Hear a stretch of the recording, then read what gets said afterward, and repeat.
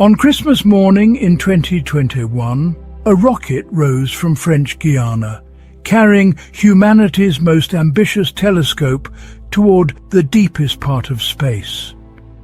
Decades in the making and costing $10 billion, it is the most complex scientific instrument ever built. This is the James Webb Space Telescope, or simply JWST. About 6 months after launch, in July 2022, it opened its golden eye and revealed its first image. The first image was called the Webb Deep Field, focused on a galaxy cluster named SMACS 0723. When NASA released this image, when they projected it onto screens and published it to the world, scientists wept. The public gasped, and the universe revealed itself to be so much stranger and more beautiful than we'd imagined. Look at that image, and what do you see? Galaxies, thousands of them. Spirals and ellipticals, red and blue and golden, scattered across the black like jewels thrown onto velvet. Some are sharp and clear, others are stretched into arcs and smears, distorted by an effect that Einstein predicted but never lived to see photographed with such crystal clarity: gravitational lensing. Here's how it works, and it's one of the most elegant pieces of cosmic physics you'll ever encounter. Mass bends space. A heavy object like a star or a planet or a black hole creates a dimple in the fabric of space-time, the way a bowling ball creates a dip in a stretched rubber sheet. Light traveling through space follows the curves in that fabric. So when light from a distant galaxy passes near a massive object, it bends. Usually this bending is slight.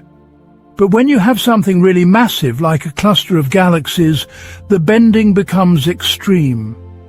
The cluster acts like a lens, a cosmic magnifying glass, curving space so much that light from galaxies behind it gets focused and amplified. We see those distant galaxies brighter and larger than we would otherwise. We see them stretched and duplicated, their images warped into arcs and rings and multiple copies scattered around the cluster. SMACS 0723 is one of these lensing clusters. The galaxies you see bright and clear in the center of the image. Those are the cluster itself, relatively nearby, only about 4 billion light-years away. But the stretched arcs, the distorted smears, the faint wisps of light curving around the cluster's core, those are galaxies much farther away, their light bent and magnified by the cluster's immense gravity. Some of those lensed galaxies are more than 13 billion light-years distant. Their light has been traveling toward us for most of the age of the universe. When that light began its journey, Earth didn't exist. The Sun didn't exist. The Milky Way was still assembling itself from smaller proto-galaxies that were colliding and merging in the cosmic dark. And here's the part that should make you pause and really think about what you're seeing. That image covers a patch of sky roughly the size of a grain of sand held at arm's length. If you held up a single grain of sand toward the night sky, Webb could point at the piece of darkness behind that grain and find thousands of galaxies. Every tiny smudge of light in that image is an entire galaxy, containing hundreds of billions of stars, possibly trillions of planets, an unfathomable number of worlds. Now multiply that by every grain of sand on every beach on Earth, and you begin to get a sense of how many galaxies exist in the observable universe. 2 trillion by the latest estimates, though that number keeps growing as our telescopes improve. 2 trillion galaxies, each one a cosmic city of stars, spread across a volume of space so large that light takes 93 billion years to cross it. And we are here, on a small planet, orbiting an average star, in an unremarkable region of a typical spiral galaxy, looking out at all of this with instruments we built from metal and glass and gold, trying to understand our place in something so vast that the human mind can barely comprehend it. That first deep field image was a promise. It was Webb saying, "I work. I can see things you've never seen before. I can look back to the dawn of time and show you what was there." But what Webb found, when it really started looking, when it pointed its mirror at the earliest moments of cosmic history, wasn't just beautiful. It was wrong. It was impossible. It was, to use a term that scientists don't throw around lightly, a crisis. Chapter 2. The Cosmic Dawn and the Impossible Galaxies. Before Webb launched, we thought we understood how the universe grew up. We had a story, a timeline, a model that explained how the cosmos evolved from the Big Bang to the galaxy-filled universe we see today. It went like this. In the beginning, there was the Big Bang. Not an explosion in space, but an expansion of space itself, the entire universe inflating from a point smaller than an atom to something vast in a fraction of a second. The universe was hot then, incomprehensibly hot. So hot that matter couldn't exist as atoms, only as a plasma of particles colliding at near light speed. Then, as the universe expanded, it cooled. After about 380,000 years, it cooled enough for electrons to bind to nuclei, forming the first atoms, mostly hydrogen, some helium, trace amounts of lithium. The universe became transparent for the first time. Before this moment, light couldn't travel freely because it kept bouncing off all those loose electrons.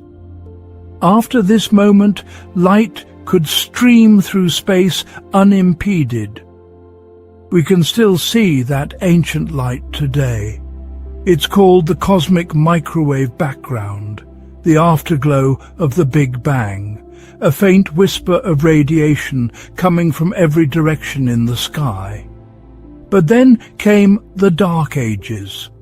For hundreds of millions of years, the universe was dark.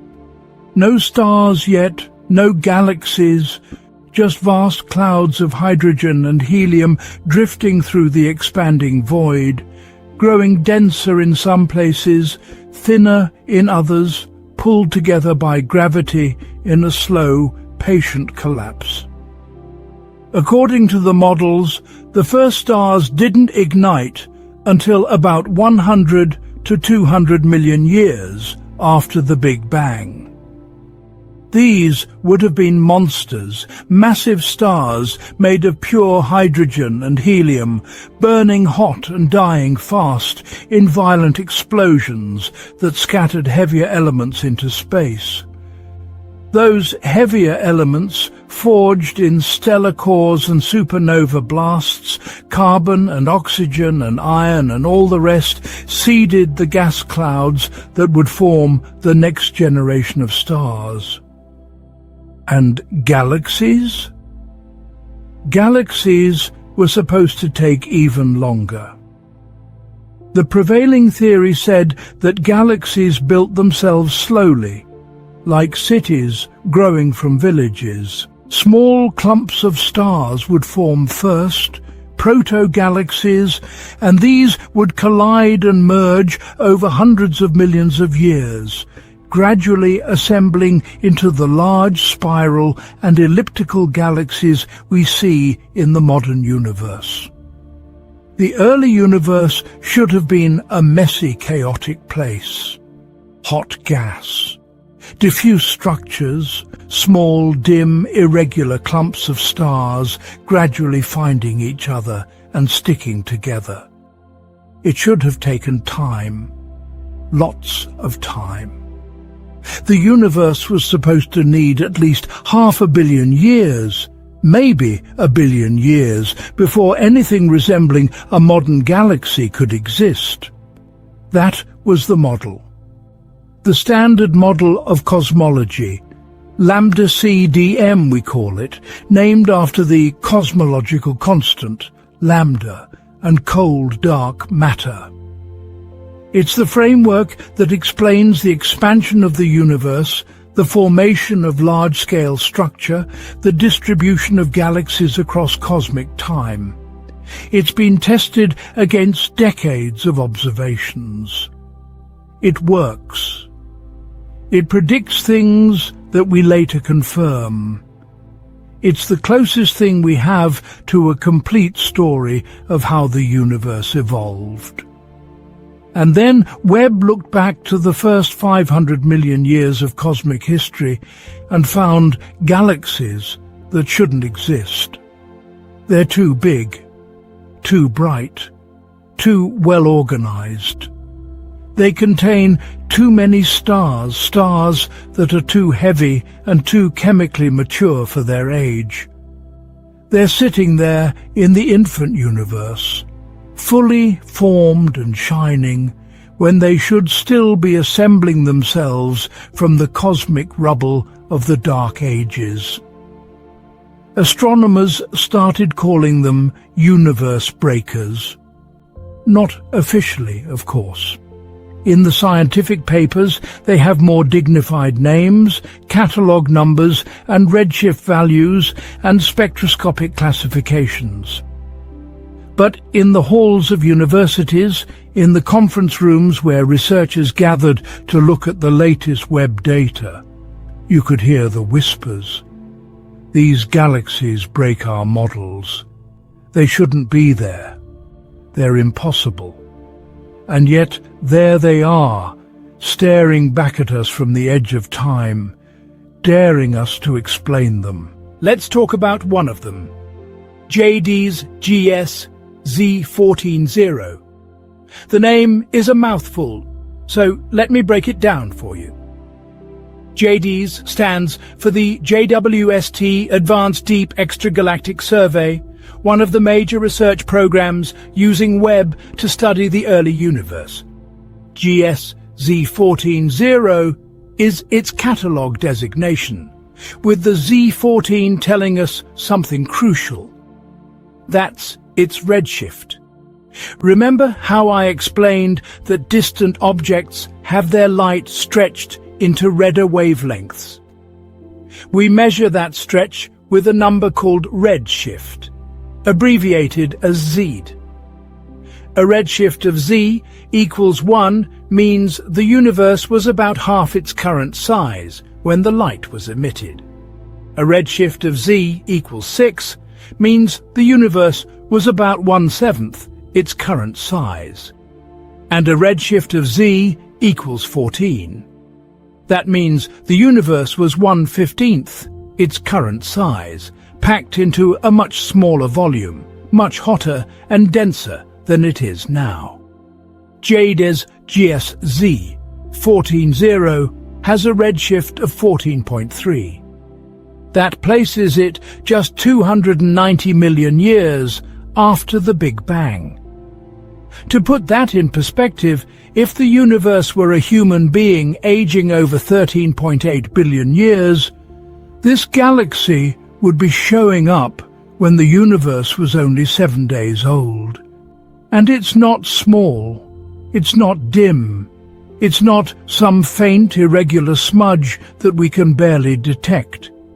This galaxy is bright, it's extended, It has structure.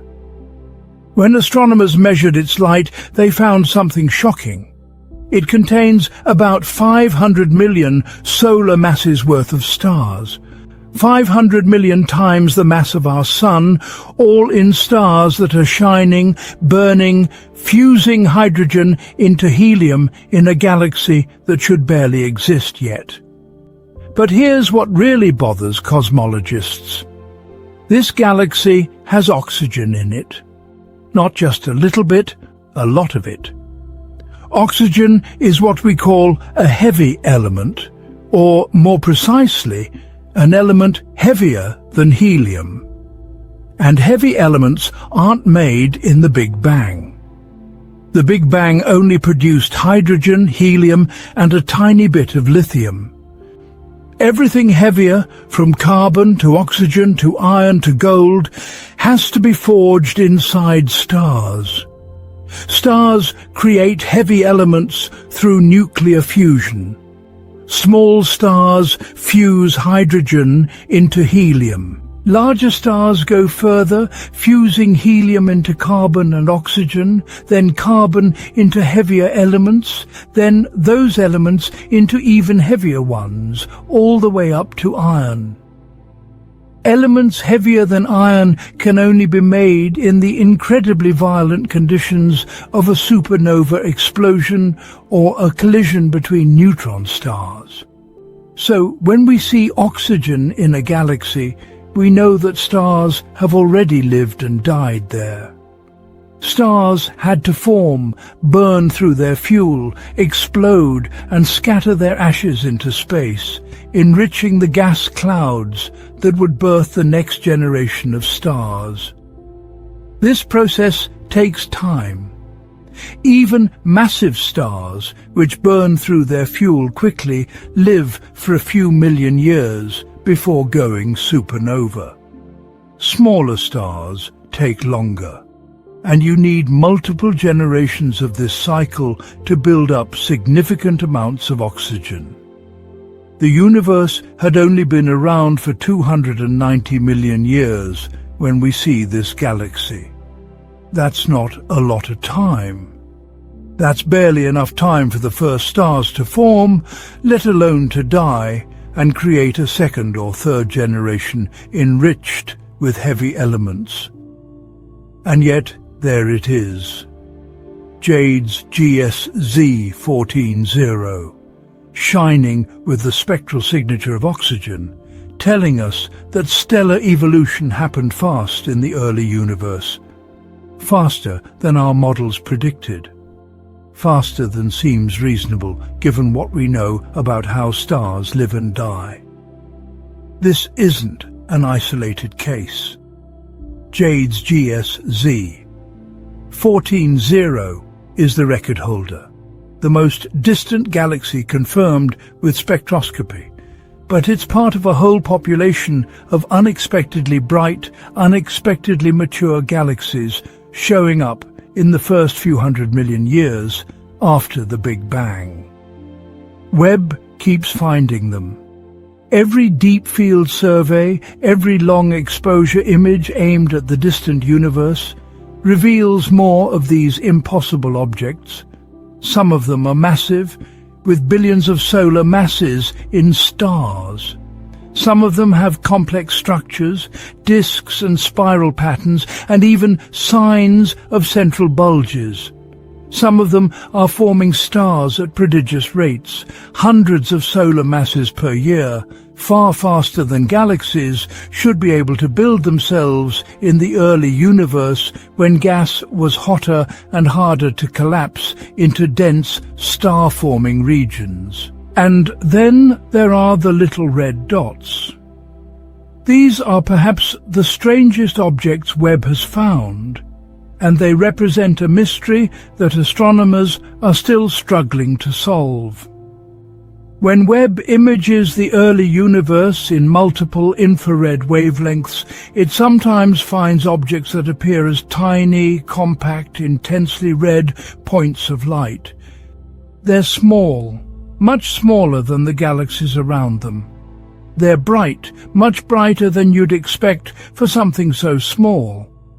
And they're red in a very specific way that tells us they're both very distant and very dusty, or very distant and dominated by old stars, or possibly very distant and something else entirely that we haven't figured out yet.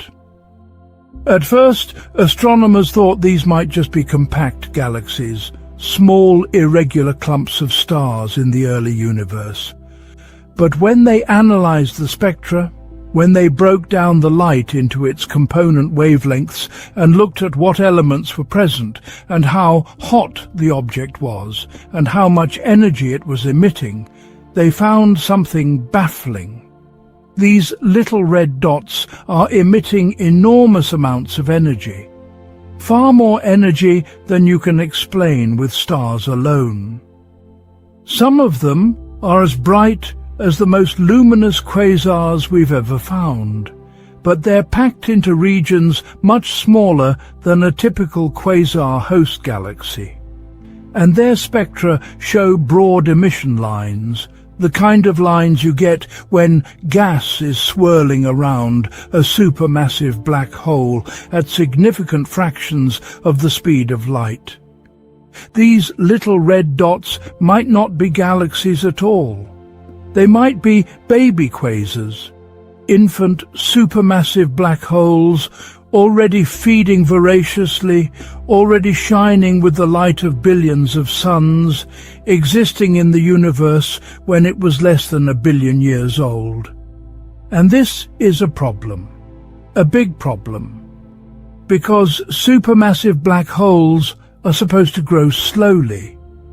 They're supposed to start small, perhaps from the collapse of massive stars that leave behind black holes of tens or hundreds of solar masses, and then they're supposed to grow by accreting gas and merging with other black holes over billions of years.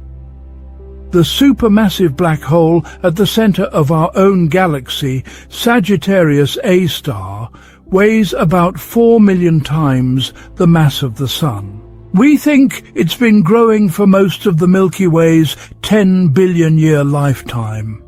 But some of these little red dots, these possible baby quasars, appear to harbor black holes weighing millions or even hundreds of millions of solar masses.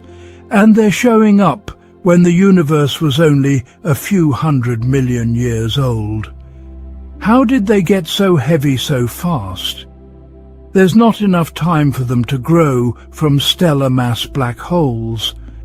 Even if they were feeding at the maximum possible rate, the Eddington limit, which is the theoretical maximum speed at which a black hole can accrete matter before the radiation pressure from the infalling material starts pushing new material away, even at that limit, they couldn't grow from 100 solar masses to 100 million solar masses in just a few 100 million years. The math doesn't work. So maybe they didn't start small. Maybe supermassive black holes in the early universe formed through a different mechanism. Maybe, instead of forming from the collapse of individual massive stars, they formed from the direct collapse of enormous gas clouds, creating black holes that were born heavy, weighing thousands or even hundreds of thousands of solar masses right from the start. These are called heavy seed black holes, and they've been theorized for years, but we've never had direct evidence for them until now. If the little red dots really are baby quasars powered by heavy seed black holes, it would solve the timing problem. A black hole that starts at 100,000 solar masses can grow to 100 million solar masses in a few 100 million years. The math works. But it also raises profound questions about the formation of structure in the early universe. It suggests that black holes might have formed before galaxies, that these massive singularities might have been the seeds around which the first galaxies assembled rather than the other way around. This flips our understanding of cosmic evolution on its head. We thought galaxies came first, slowly building up mass until their cores became dense enough to collapse into supermassive black holes. But if black holes came first, if they formed in the dark ages before the first stars ignited, then galaxies might be the result of black holes, not the cause of them. The monster might predate the city it lives in, and we're not done yet. There's another crisis brewing, one that Webb was supposed to solve, but instead made worse. It's called the Hubble tension, and it's telling us that something fundamental about our understanding of the universe is wrong. Let me explain. The universe is expanding. We've known this since the 1920s, when Edwin Hubble measured the velocities of distant galaxies and found that they were all moving away from us, and the farther away they were, the faster they were receding. This relationship between distance and velocity is called Hubble's law, and the rate of expansion is called the Hubble constant, often written as h0. Knowing the Hubble constant is crucial because it tells us how old the universe is, how big it is, and how fast it's accelerating. If we know how fast things are moving apart now, we can run the clock backward and figure out when everything was in the same place, which gives us the age of the universe. We can also project forward and figure out the ultimate fate of the cosmos. Will it expand forever? Will it eventually stop and collapse? The Hubble constant is the key to these questions. But here's the problem. When we measure the Hubble constant using different methods, we get different answers. And these answers don't just disagree slightly. They disagree significantly enough that it can't be explained by measurement error. Something is genuinely off. One way to measure the Hubble constant is to look at the cosmic microwave background, that ancient light from 380,000 years after the Big Bang. Satellites like Planck have mapped the CMB in exquisite detail, measuring the tiny temperature fluctuations across the sky. From those fluctuations, we can infer the density of matter in the early universe, the geometry of space, and the rate of expansion. This method gives us a Hubble constant of about 67 kilometers per second per megaparsec.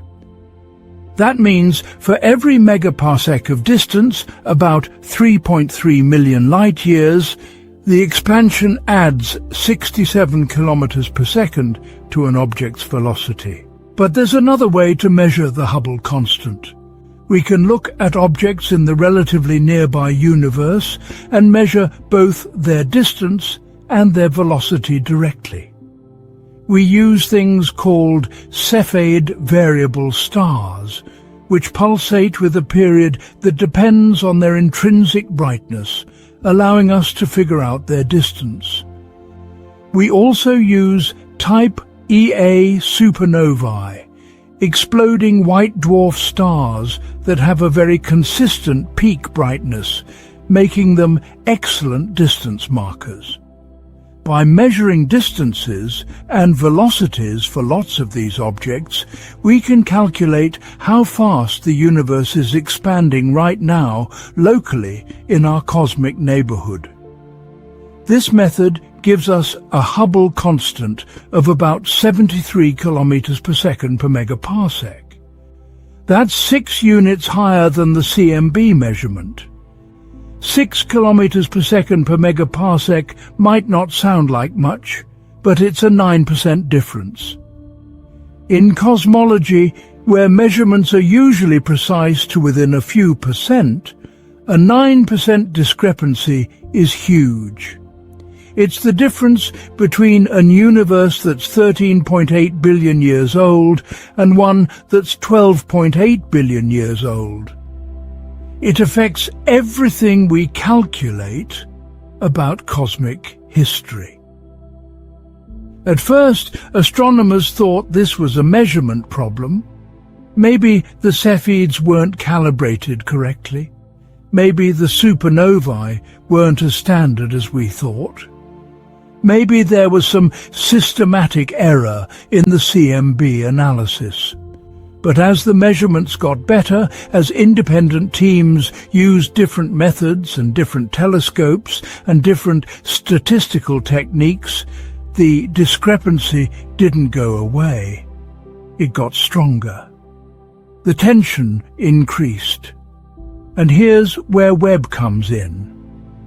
One of the hopes was that Webb, with its incredible infrared sensitivity and resolution, could measure Cepheid variables in distant galaxies more accurately than Hubble ever could. We could refine the distance ladder, double-check the calibration, and hopefully resolve the tension by showing that one method or the other had a subtle error. But Webb didn't resolve it. Webb confirmed it. The local measurement stands. The universe is expanding at 73 kilometers per second per megaparsec in our neighborhood, and no amount of better measurement is making that number drop down to 67 to match the CMB. So what does this mean? It means one of two things, and both are profound.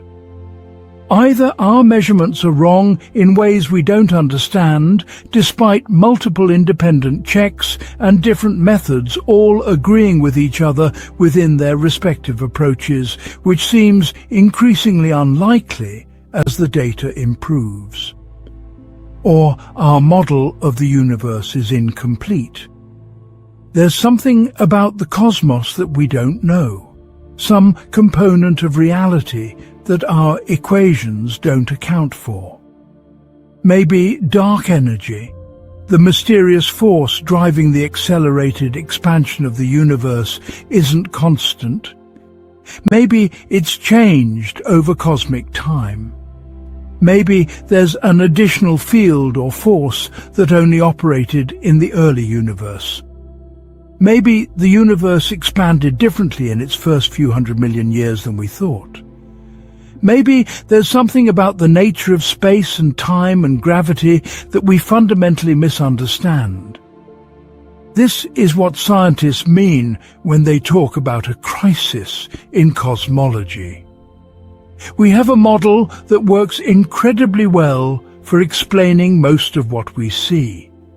But the cracks are showing. The early galaxies are too mature. The black holes are too massive. The expansion rate doesn't match. These aren't small problems. These are foundational questions about how the universe evolved, and right now we don't have answers that satisfy all the data. What Webb has done is make the crisis undeniable.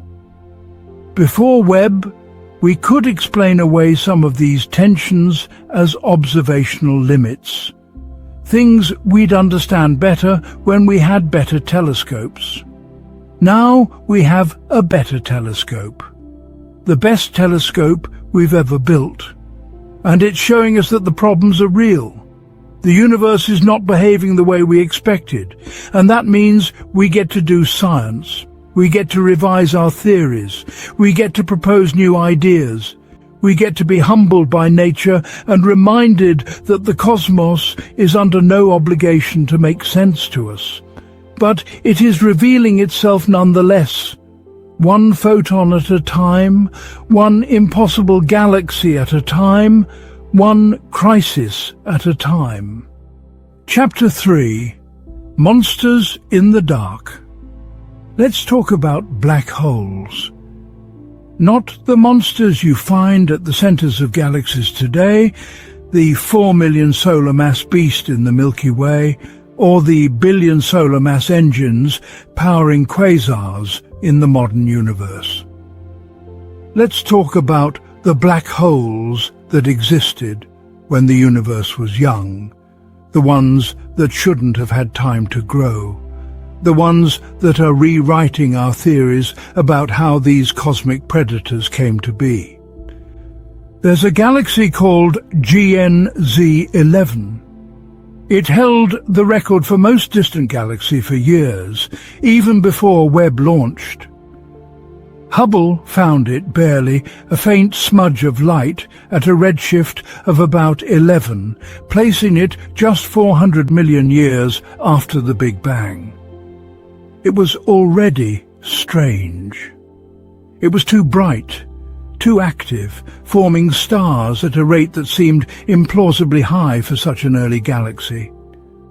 Then Webb looked at it with its infrared spectrographs, and we discovered something shocking. GNZ11 isn't just a galaxy, it's a feeding monster. At its center, there's a supermassive black hole, and it's eating. The spectrum tells the story. There are emission lines from highly ionized elements, elements stripped of multiple electrons, which only happens in the presence of incredibly intense radiation. There's evidence of gas moving at tremendous velocities, thousands of kilometers per second, which is what you see when material is swirling around a black hole in an accretion disk. And there's a massive amount of energy being emitted, far more than can be explained by stars alone. This black hole is feeding at a rate close to the Eddington limit. Let me explain what that means, because it's crucial to understanding why this is so remarkable. When matter falls into a black hole, it doesn't just disappear quietly. It forms a disk around the black hole, a swirling maelstrom of gas and dust that gets compressed and heated to millions of degrees as it spirals inward. This hot material radiates energy, a lot of energy, across the electromagnetic spectrum. For the most massive black holes, the energy output from the accretion disk can outshine the entire galaxy surrounding it. But there's a limit to how fast a black hole can feed. As matter falls in and gets heated, it emits radiation, and that radiation exerts pressure on the infalling material, pushing it away. If the black hole tries to eat too much too fast, the radiation pressure becomes so strong that it blows the remaining material away, shutting off the food supply. This maximum feeding rate is called the Eddington limit, named after the British astrophysicist Arthur Eddington, who worked out the physics in the early 20th century. For a black hole of a given mass, there's a maximum luminosity it can achieve, and that luminosity corresponds to a maximum accretion rate. If you're feeding at the Eddington limit, you're eating as fast as physics allows. You're maxing out. You're running at redline, every moment of every day, shoving matter into the event horizon as fast as radiation pressure will permit. The black hole in GNZ11 appears to be doing exactly this. It's feeding at or very near the Eddington limit. And that creates a timing problem. Let's say this black hole has a mass of a few million solar masses, which is what the observations suggest. And let's say it's been feeding at the Eddington limit continuously since the moment it formed.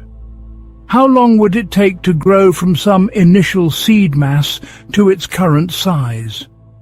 If it started from a stellar mass black hole, let's say 100 solar masses from the collapse of a massive star, and fed continuously at the Eddington limit, it would take about 600 million years to reach a few million solar masses. But GNZ11 exists only 400 million years after the Big Bang. The math doesn't work. There hasn't been enough time. This is the same problem we encountered with the little red dots, but GNZ11 is a confirmed case with solid spectroscopic evidence. This isn't speculation.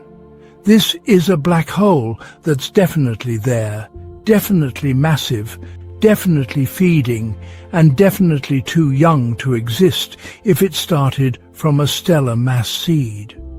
So astronomers are being forced to consider alternatives. Maybe these black holes didn't start small. Maybe they formed through a process we call direct collapse. Here's the idea. In the very early universe, before the first stars formed, there were clouds of primordial gas, pure hydrogen and helium left over from the Big Bang. These clouds were massive, thousands or millions of solar masses drifting through the expanding cosmos. Under the right conditions, if the cloud was massive enough and dense enough, and if it could collapse quickly without fragmenting into smaller pieces that would form individual stars, the entire cloud could collapse directly into a black hole. This is different from the collapse of a star. Stars form when gas clouds fragment and individual pieces collapse to densities high enough to ignite fusion. The pressure from fusion then prevents further collapse, and you get a stable star that burns for millions or billions of years. But if a gas cloud collapses so fast that it doesn't have time to fragment, if it stays coherent and just keeps falling inward under its own gravity, it can collapse past the point where fusion would start, past the point where any internal pressure can resist the crush and form a black hole directly without ever becoming a star. These direct collapse black holes would be born heavy. Not hundreds of solar masses, but thousands, maybe even hundreds of thousands of solar masses. And if you start with 100,000 solar mass seed, feeding at the Eddington limit for 400 million years gets you to 1 million solar masses easily. The timing problem goes away. But direct collapse requires very specific conditions.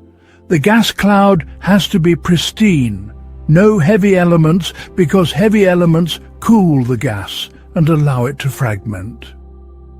The cloud has to be irradiated by intense ultraviolet light from nearby sources, which keeps the hydrogen from forming molecules, because molecular hydrogen cools the gas and again allows fragmentation. And the cloud has to be massive enough and dense enough that gravity overwhelms all the internal pressures. These conditions are rare, but in the early universe, maybe they weren't as rare as we thought. Maybe the chaotic environment of the cosmic dawn, with intense radiation fields from the first stars and massive clouds of pristine gas collapsing everywhere. Maybe that was the perfect breeding ground for heavy seed black holes.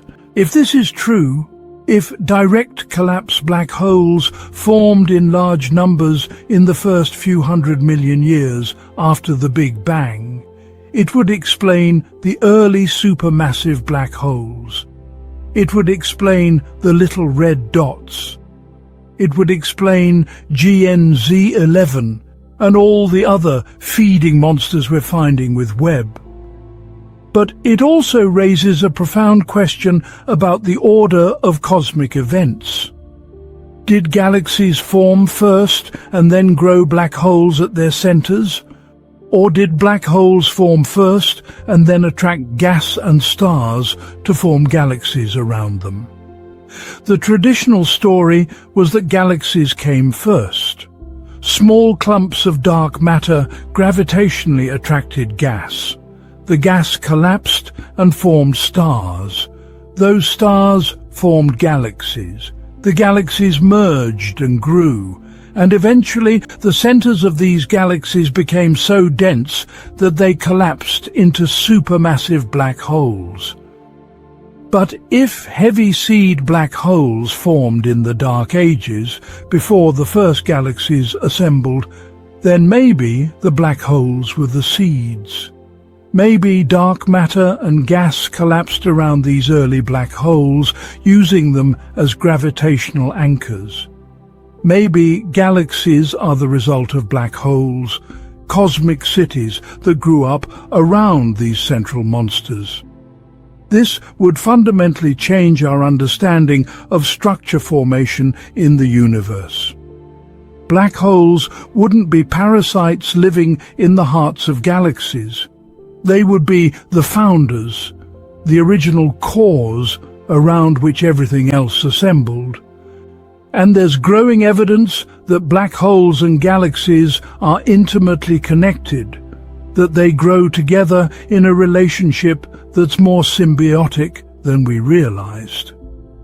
We've known for years that there's a tight correlation between the mass of a galaxy's central black hole and properties of the galaxy itself, like the velocity of stars in its bulge. Bigger galaxies have bigger black holes. The relationship is so precise that it suggests the black hole and the galaxy are regulating each other's growth somehow. How does that work? We think it has to do with feedback. When a black hole feeds actively, it doesn't just emit radiation. It drives powerful winds and jets, blasting material out of the galaxy at tremendous speeds. This material carries energy and momentum, and when it slams into the surrounding gas, it heats it up, stirs it up, and prevents it from cooling and collapsing to form new stars. So an active black hole can shut down star formation in its host galaxy. It can blow out the gas that would otherwise collapse into stars, effectively regulating the galaxy's growth. And when the galaxy stops forming stars, the black hole runs out of food, so it stops feeding actively, the winds shut off, and gas can start collapsing again. This creates a feedback loop where the black hole and the galaxy take turns growing, each one responding to the other's activity. If this feedback operates in the early universe, if even the first black holes were capable of regulating their host galaxies, it could explain why galaxies in the cosmic dawn look so surprisingly mature. Maybe they didn't grow slowly and chaotically the way our models predicted. Maybe they were shaped from the start by the influence of central black holes, sculpted by feedback into structures that look more organized than we expected. This is still speculative. We're putting together pieces of a puzzle, and we don't have the full picture yet. But Webb is giving us more pieces every day. Every new spectrum of an early galaxy, every new detection of a distant black hole, every measurement of gas velocities and chemical abundances and star formation rates, it's all data that we can use to test these ideas. Now, let's bring this back to our own galaxy. Because black holes aren't just distant exotic objects from the early universe. We have one right in the center of the Milky Way, and Webb has been looking at it too. Sagittarius A star, or SGR A star for short, is the supermassive black hole at the Milky Way's core. It weighs about 4 million solar masses, and it sits in a region of space that's dense, chaotic, and incredibly difficult to observe because there's so much dust between us and it. Most of what we know about SGR A star comes from decades of observations in radio waves and X-rays, wavelengths that can penetrate the dust. We've tracked stars orbiting around it, watched them whip around the black hole at incredible speeds, their orbits confirming that there's something compact and massive lurking at the galactic center. In fact, the 2020 Nobel Prize in Physics was awarded partially for this work, mapping the orbits of stars around SGR A star and proving that a supermassive black hole must be there. But there's a lot we don't know about the galactic center. It's a messy place. There are stars forming there, which is weird because the intense radiation and tidal forces near a supermassive black hole should make star formation difficult. There are magnetic fields threading through the region, tangled and complex. And there are structures in the gas and dust that we've never fully explained. Webb has been looking at a region near SGR A star called Sagittarius C, a dense molecular cloud about 300 light-years from the galactic center. And it's finding things that challenge our understanding of this environment. In the infrared, Webb can see through the dust and map the structure of this cloud in detail. And what it's revealing is strange.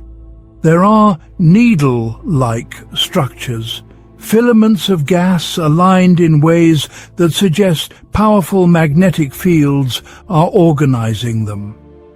These filaments are thin, only a few light-years across, but they're dozens of light-years long, stretching through the cloud like threads through fabric.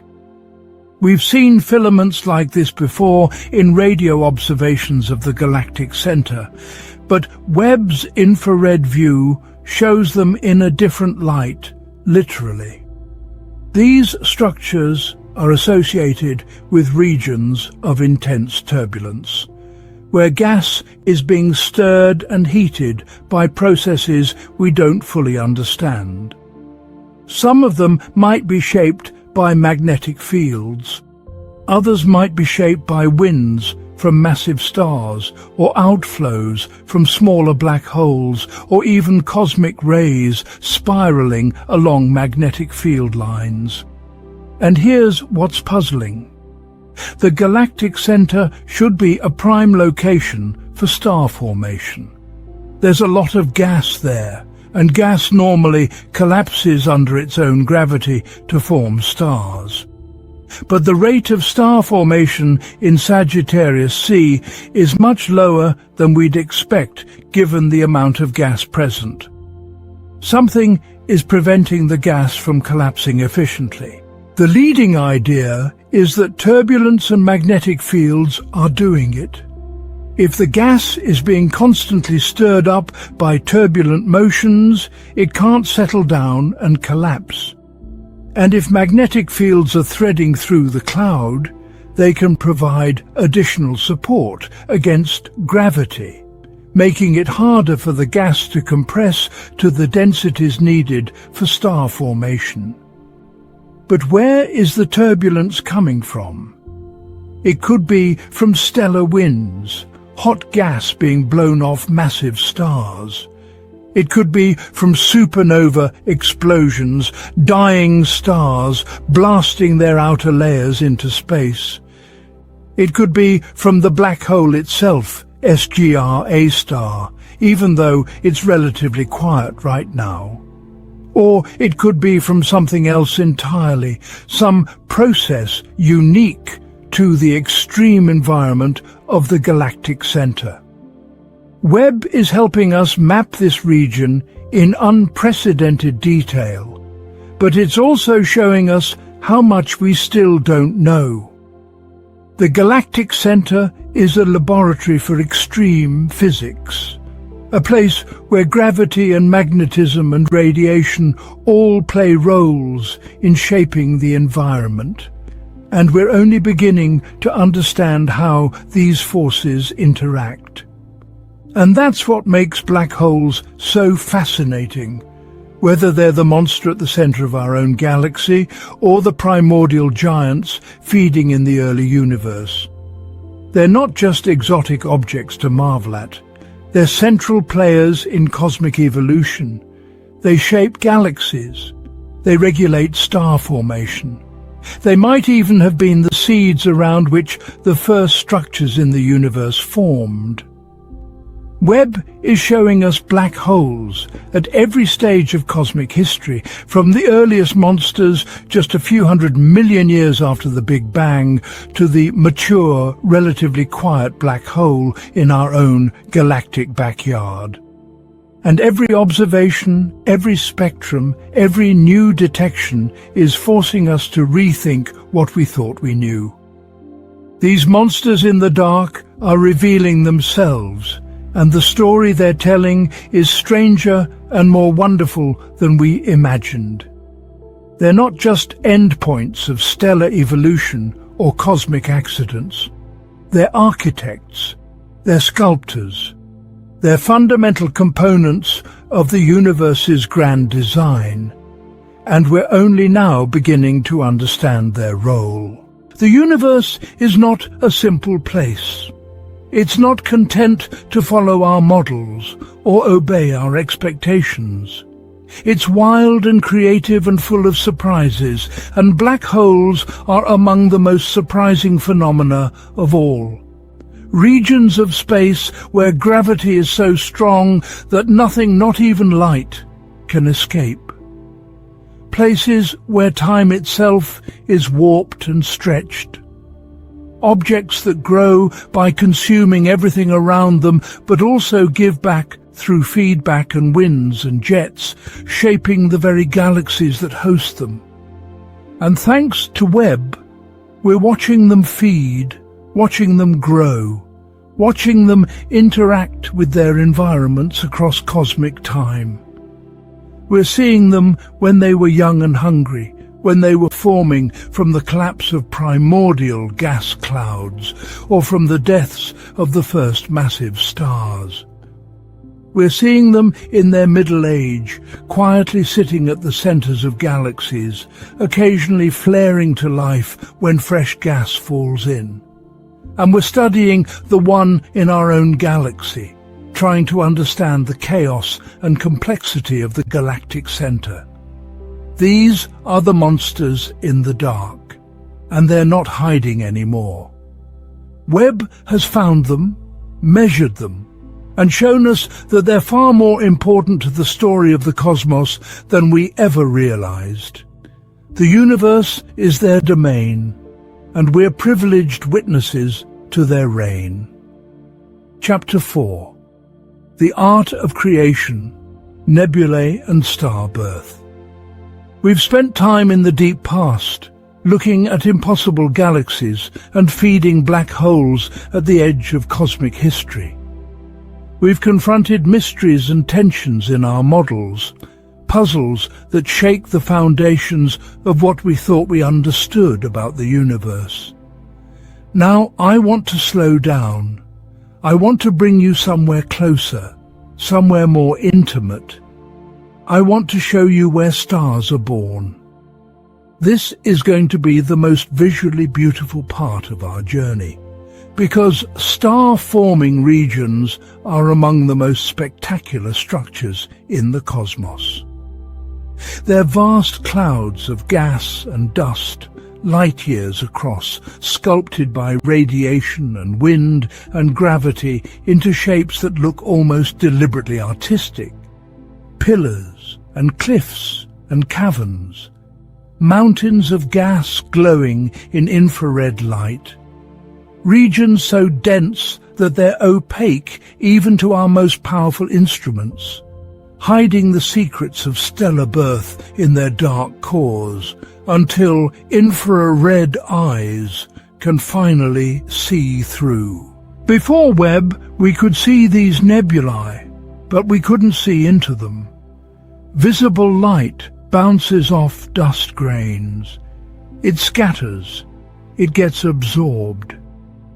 When you look at a nebula like the Eagle Nebula, with its famous pillars of creation in visible light, you see the surface, the outer layer, illuminated by nearby hot stars.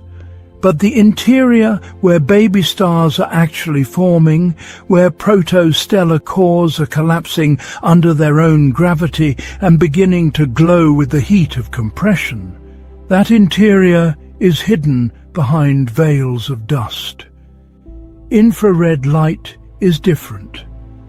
Infrared photons have longer wavelengths, and those longer wavelengths can weave through dust clouds the way long radio waves can penetrate walls.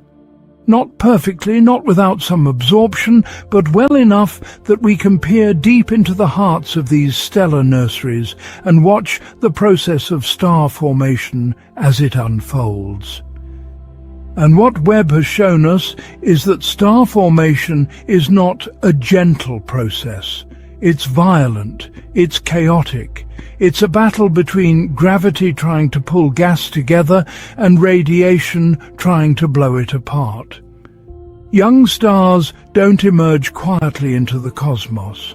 They're born screaming, blasting jets of material into space, carving cavities in the surrounding cloud, triggering new waves of collapse that will birth the next generation of stars. Let's start with one of the most iconic images Webb has given us.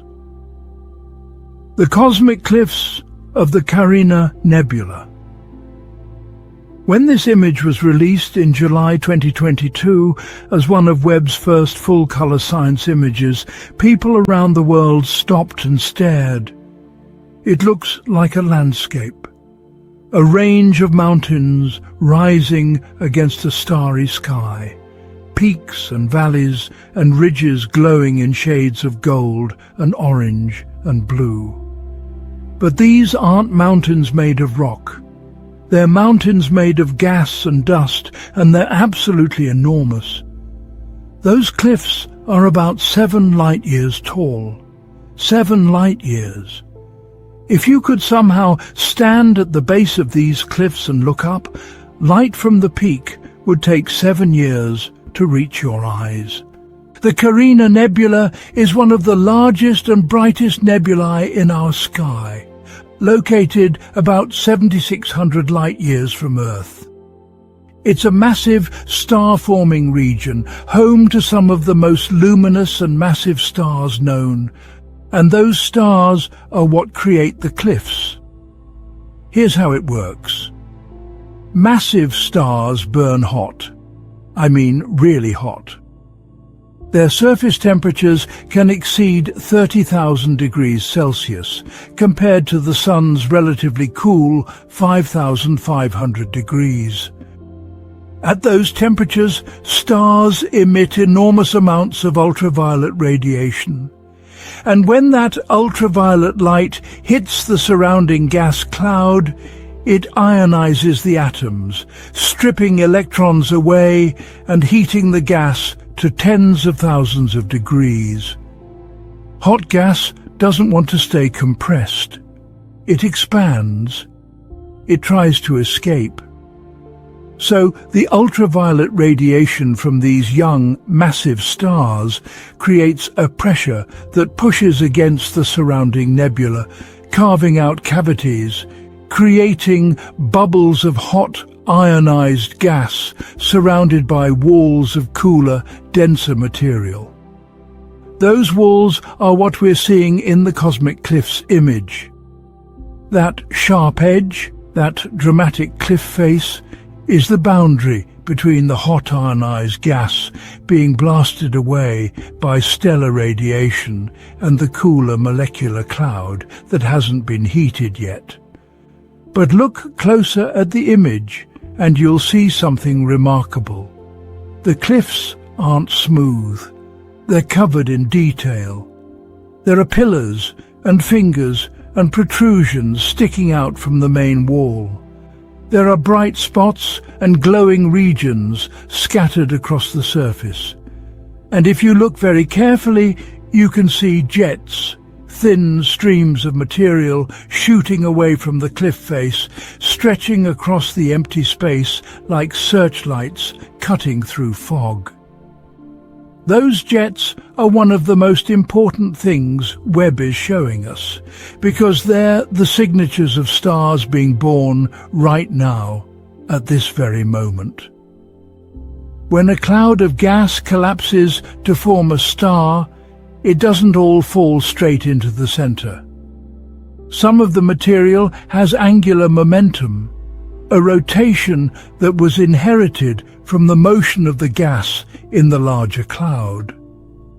As the material falls inward, conservation of angular momentum causes it to spin faster, the same way an ice skater spins faster when they pull their arms in. This spinning material forms a disk around the forming star, an accretion disk where gas and dust spiral inward, gradually feeding the growing stellar core.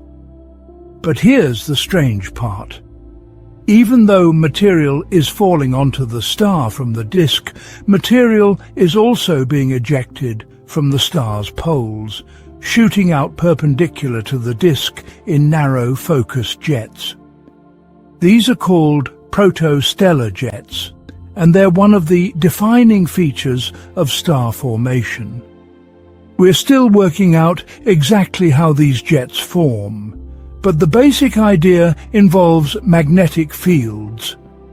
The collapsing gas is ionized and carries magnetic field lines with it as it falls. These field lines get twisted and tangled as the material spins, and eventually they form structures that can channel some of the infalling material back outward, launching it away from the star at speeds of hundreds of kilometers per second.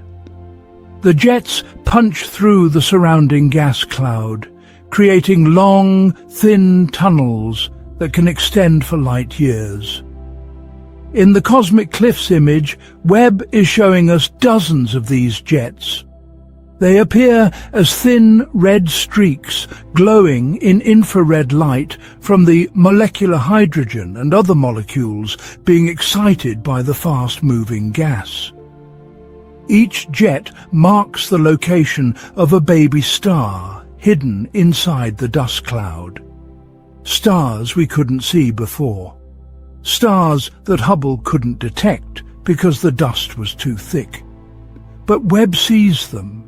Webb sees the jets, and by seeing the jets, we know the stars are there.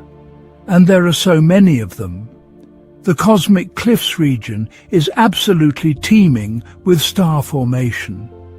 Webb has revealed hundreds of young stellar objects in this area, many of them still deeply embedded in their natal cocoons of dust, still accreting material, still in the earliest stages of their lives.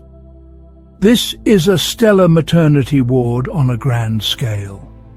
But let's talk about what happens next, because the story doesn't end when a star ignites fusion in its core. The young star continues to affect its environment, and in doing so, it triggers more star formation. Remember those massive hot stars I mentioned? The ones carving out the cavities and creating the cliff faces with their ultraviolet radiation. They're doing more than just pushing gas around. They're compressing it.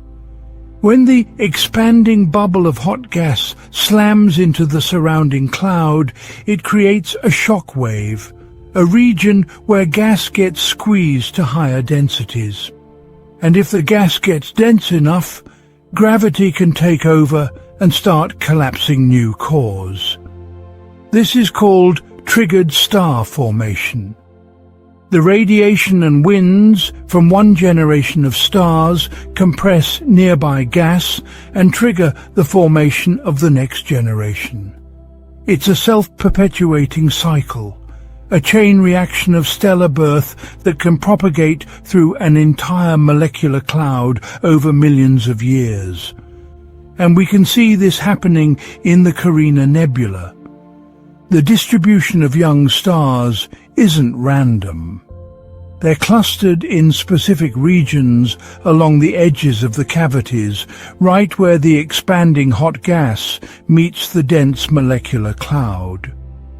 That's not a coincidence. That's physics. That's the signature of triggered star formation in action. Now let's move to another iconic structure, one that many of you might already know from its famous Hubble image taken back in 1995, the Pillars of Creation in the Eagle Nebula. These pillars are enormous columns of gas and dust, stretching about 4 to 5 light-years from base to tip, their finger-like protrusions reaching toward clusters of hot young stars just outside the frame. The Hubble image from 1995 became one of the most famous astronomical photographs ever taken. It was on posters, in textbooks, in museums around the world. Those pillars became a symbol of cosmic beauty, a reminder that the universe creates art on scales we can barely comprehend. But as stunning as the Hubble image was, it was still limited by visible light. We could see the surfaces of the pillars, the dust illuminated by starlight, but we couldn't see inside. We couldn't see what was happening in the dense cores where the real action was taking place. In October 2022, Webb turned its infrared eye toward the Pillars of Creation, and what it revealed was transformative. The pillars are still there, of course, but they look completely different in infrared light. The dust that appeared opaque in Hubble's visible light image becomes semi-transparent in Webb's infrared view. We can now see through the pillars into their interiors, and what we find there are stars. Young stars, baby stars still forming, embedded in the very structures that Hubble made famous. Look at the fingertips of the pillars in Webb's image, those delicate protrusions reaching upward. In the infrared, they glow with a deep red color, and that red light is coming from dense knots of material at the very tips. These knots are called evaporating gaseous globules, or EGGs, and they're the cocoons where individual stars are being born. Here's how they form. The pillars themselves are being sculpted by intense ultraviolet radiation from nearby massive stars. That radiation is gradually eating away at the pillars, evaporating the gas from the surface. But the pillars aren't uniform. There are denser clumps within them, regions where the gas is compressed enough that it's starting to collapse under its own gravity. These clumps resist the evaporation better than the surrounding material. So, as the surface of the pillar gets stripped away, these dense clumps stick out, protected from the radiation by their own density. They become the fingertips, the EEGs, the places where stars are forming even as the pillar that birthed them is being destroyed. It's beautiful and tragic at the same time. Destruction breeds creation.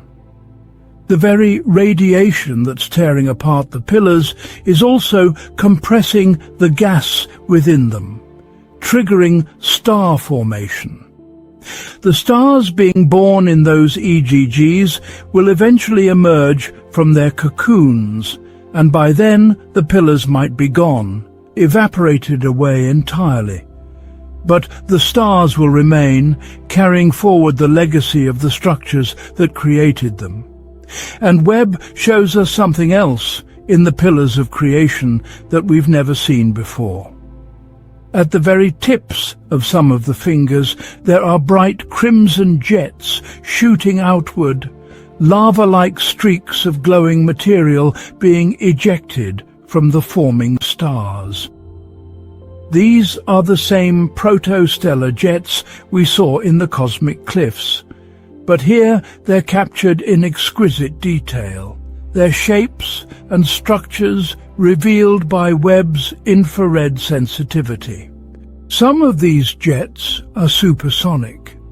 The gas is moving so fast that it creates shock waves, regions where the material slams into the surrounding cloud and heats up to thousands of degrees. Those shock waves emit infrared light in specific wavelengths corresponding to molecular hydrogen and other molecules, and that's what Webb detects. We're seeing the violence of star birth, the turbulent outflows that clear away the surrounding gas and eventually allow the young star to emerge into the open. This is one of the key insights Webb is giving us about star formation. It's not a quiet process. Young stars don't just sit there growing in mass until they're ready to shine. They're active, they're dynamic, they're blasting material into space, driving winds, launching jets, interacting with their environment in complex ways that affect how the surrounding cloud evolves. And this has implications for planetary formation too, because planets form in the disks around young stars. If the young star is driving powerful winds and jets, that affects the disk. It can clear away material. It can prevent planets from forming in certain regions. It can deliver angular momentum and energy to the disk in ways that influence where planets end up and what kinds of planets they become. Let me take you to one more nebula, a different kind of structure that reveals another aspect of the cosmic creation story. This one is called the Phantom Galaxy, or Messier 74, M74 for short. M74 is not a nebula in the traditional sense. It's an entire galaxy, a grand design spiral located about 32 million light-years from Earth. From our perspective, we're looking at it almost exactly face-on, so we see the full spiral structure spread out before us like a cosmic pinwheel. It's one of the most perfectly symmetrical spirals we know, with two elegant arms curving out from a small bright core, dotted with regions of star formation all along their lengths. Hubble has imaged M74 before, and those images are beautiful, showing the blue light from hot young stars tracing out the spiral arms. But Webb's infrared view reveals something different, something invisible to our eyes, but fundamental to understanding how galaxies work and how stars form within them. Webb shows us the bones of the galaxy, the underlying structure, the scaffolding on which everything else is built. In Webb's mid-infrared image of M74, the spiral arms light up in an intricate filigree of orange and red. This isn't light from stars. This is light from dust, or more specifically from complex organic molecules embedded in the dust. These molecules are called polycyclic aromatic hydrocarbons, PAHs for short, and they're everywhere in the galaxy.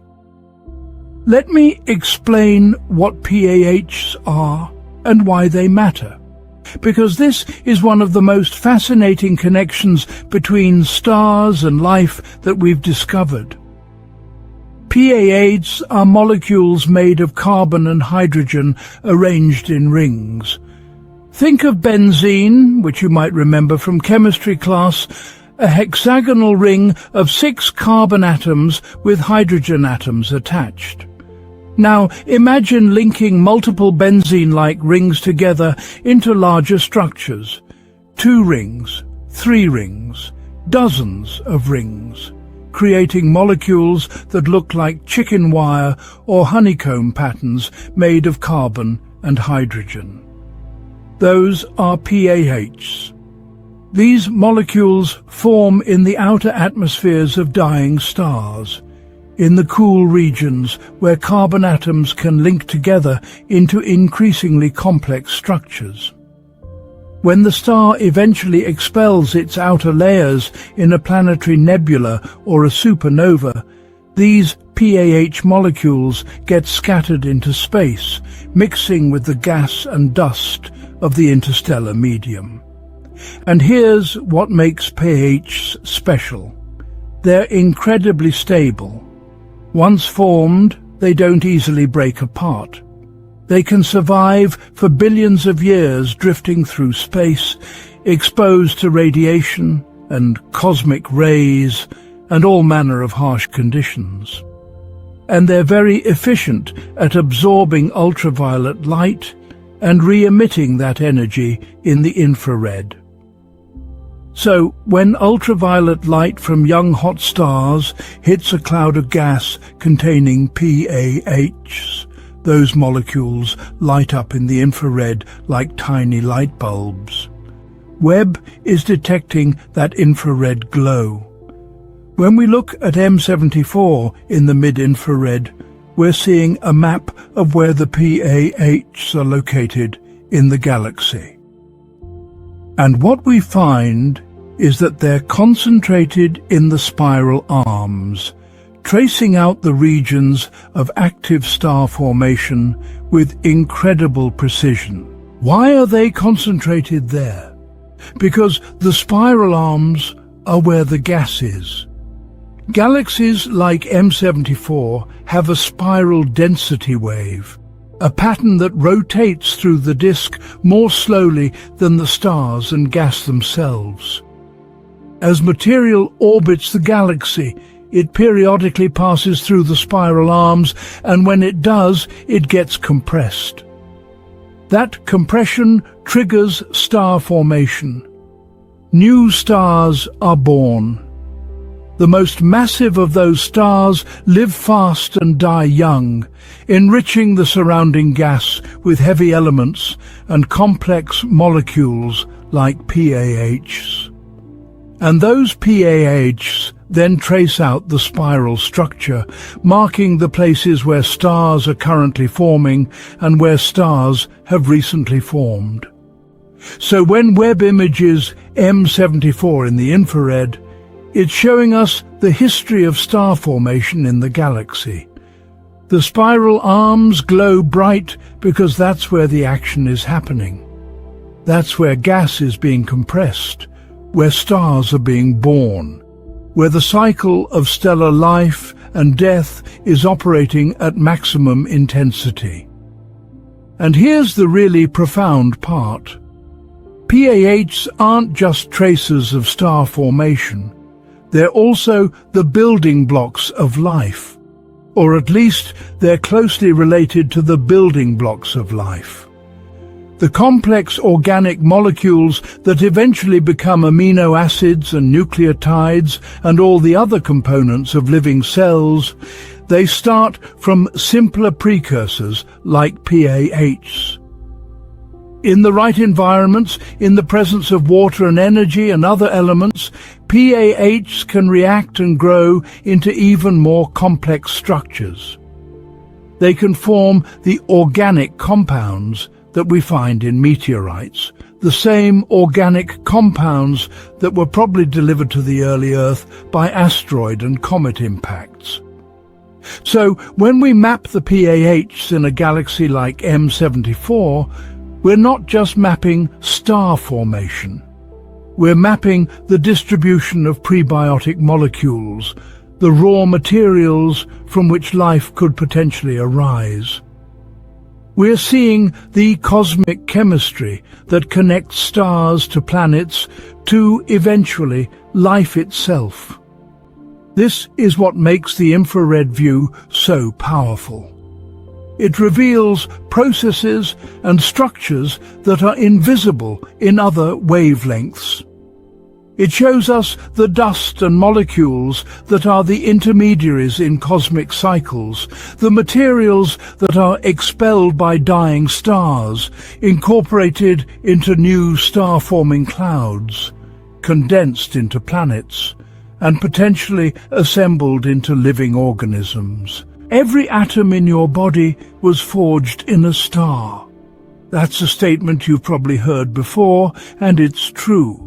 The carbon in your cells, the oxygen you breathe, the calcium in your bones, the iron in your blood, all of it was created by nuclear fusion in stellar cores and scattered into space when those stars died.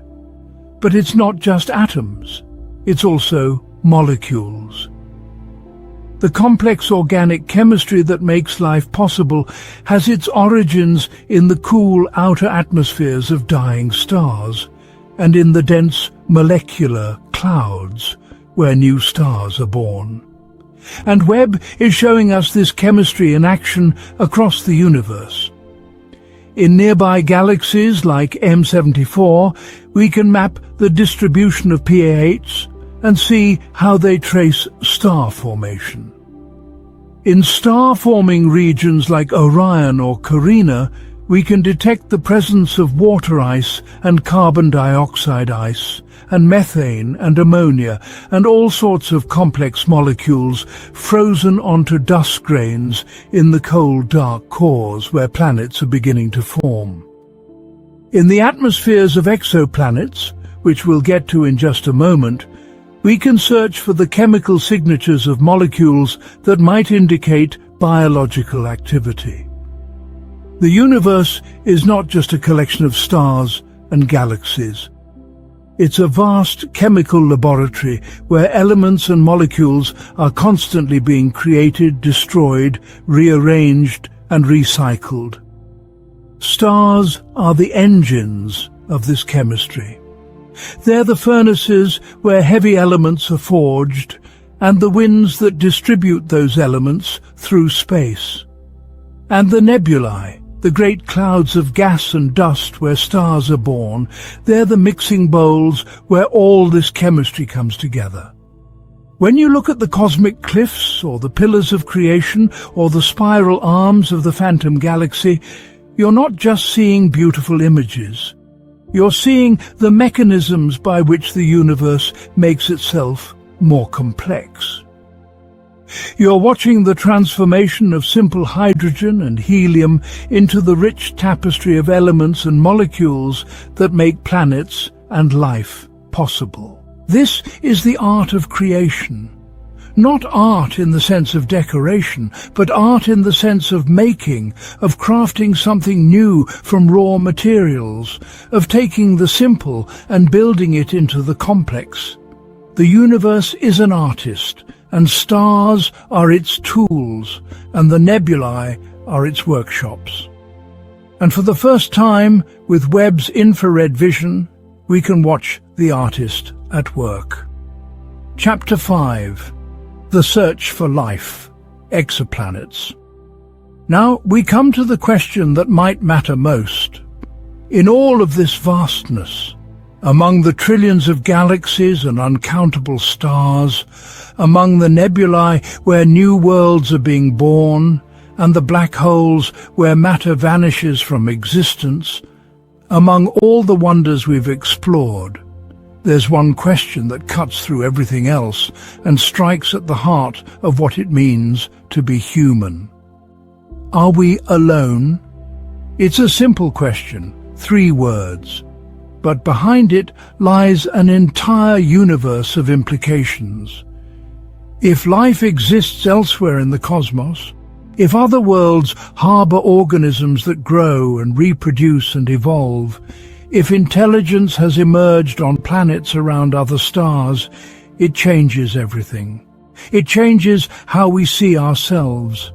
It changes our place in the cosmic story. We go from being the universe's only witness to its grandeur to being one voice among many, part of a chorus singing the same ancient song of complexity and consciousness arising from matter and energy. And if we're alone, if Earth is the only world that has ever brought forth life in all the observable universe across all 13.8 billion years of cosmic history, that's profound too. It makes us precious beyond measure. It makes our existence a miracle, a vanishingly unlikely accident that happened once and might never happen again. Either answer changes us.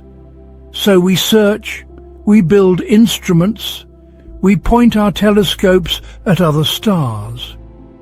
We look for planets orbiting those stars, and then we try to determine if any of those planets could support life, and then we try to figure out if any of them actually do. This is what exoplanet science is all about, and it's one of the most exciting frontiers in modern astronomy. Before 1995, we didn't know if planets around other stars even existed. We assumed they did, because why would our solar system be special? But assumption isn't knowledge. We needed proof. In 1995, we got it. The first confirmed exoplanet around a Sun-like star was discovered. A planet called 51 Pegasi b, orbiting its star every 4 days. And that opened the floodgates. In the decades since, we've found more than 5,000 confirmed exoplanets, with thousands more candidates waiting for verification. We've found hot Jupiters, gas giants, orbiting closer to their stars than Mercury orbits the Sun. We've found super-Earths, rocky planets more massive than Earth but smaller than Neptune. We've found ice giants and lava worlds and planets orbiting binary stars and planets around pulsars and planets so eccentric in their orbits that they experience summer and winter like nowhere in our solar system. And among all these worlds, we're trying to find the ones that might be habitable. Planets in the so-called Goldilocks zone, where temperatures are just right for liquid water to exist on the surface. Rocky planets with atmospheres that could retain heat and protect the surface from radiation. Worlds that are not too hot, not too cold, not too massive, not too small, not too close to their star, not too far away. We're looking for the cosmic equivalent of just right. But finding a planet is only the first step. The real challenge is characterizing it. We need to know its size, its mass, its density, its temperature, and most importantly, the composition of its atmosphere. Because the atmosphere is where we'll find the clues to whether a planet could support life or whether it already does. And this is where Webb comes in. Because Webb doesn't just take pictures of distant stars and galaxies, it does something far more subtle and far more powerful. It tastes the air of other worlds. Let me explain how this works, because it's one of the most elegant pieces of observational astronomy you'll encounter. The technique is called transit spectroscopy, and it relies on a fortunate alignment that happens when a planet passes directly between us and its star. Imagine you're watching a star, and a planet orbits that star in a plane that's aligned with our line of sight. Once per orbit, the planet will cross in front of the star from our perspective, blocking a tiny fraction of the star's light. We call this a transit. The star dims slightly for a few hours, then returns to its normal brightness when the planet moves out of the way. By measuring how much the star dims and how long the transit lasts, we can calculate the size of the planet and the size of its orbit. But here's the clever part. When the planet transits, some of the star's light doesn't just get blocked. It passes through the planet's atmosphere. And as that light travels through the atmospheric gases, some wavelengths get absorbed more than others. Different molecules absorb different wavelengths. Water vapor absorbs strongly in certain infrared wavelengths. Carbon dioxide absorbs in others. Methane, ammonia, oxygen, ozone, sodium, potassium, they all have their own unique absorption fingerprints. So we take a spectrum of the star when the planet isn't transiting, and then we take another spectrum during the transit. We compare the two. The differences tell us what molecules are present in the planet's atmosphere. It's like holding the planet up to the light and reading its chemical composition from the colors that are missing. This technique works best for large planets with extended atmospheres orbiting close to their stars, because those create the biggest signal. A planet like Jupiter transiting the Sun would block about 1% of the Sun's light. A planet like Earth would only block about 0.01%, and the atmospheric signal would be 100 times smaller still. So the planets that are easiest to study with transit spectroscopy are hot Jupiters and hot Neptunes, big puffy planets with thick atmospheres that create large signals we can measure with current instruments. But Webb is pushing the boundaries. It's sensitive enough to study smaller planets. It can detect fainter signals. It can measure the atmospheres of rocky super-Earths orbiting red dwarf stars, which are smaller and dimmer than the Sun, but also more common, making up about 75% of all stars in the galaxy. And this brings us to one of the most important planetary systems Webb has been studying. TRAPPIST-1. TRAPPIST-1 is a red dwarf star located about 40 light-years from Earth.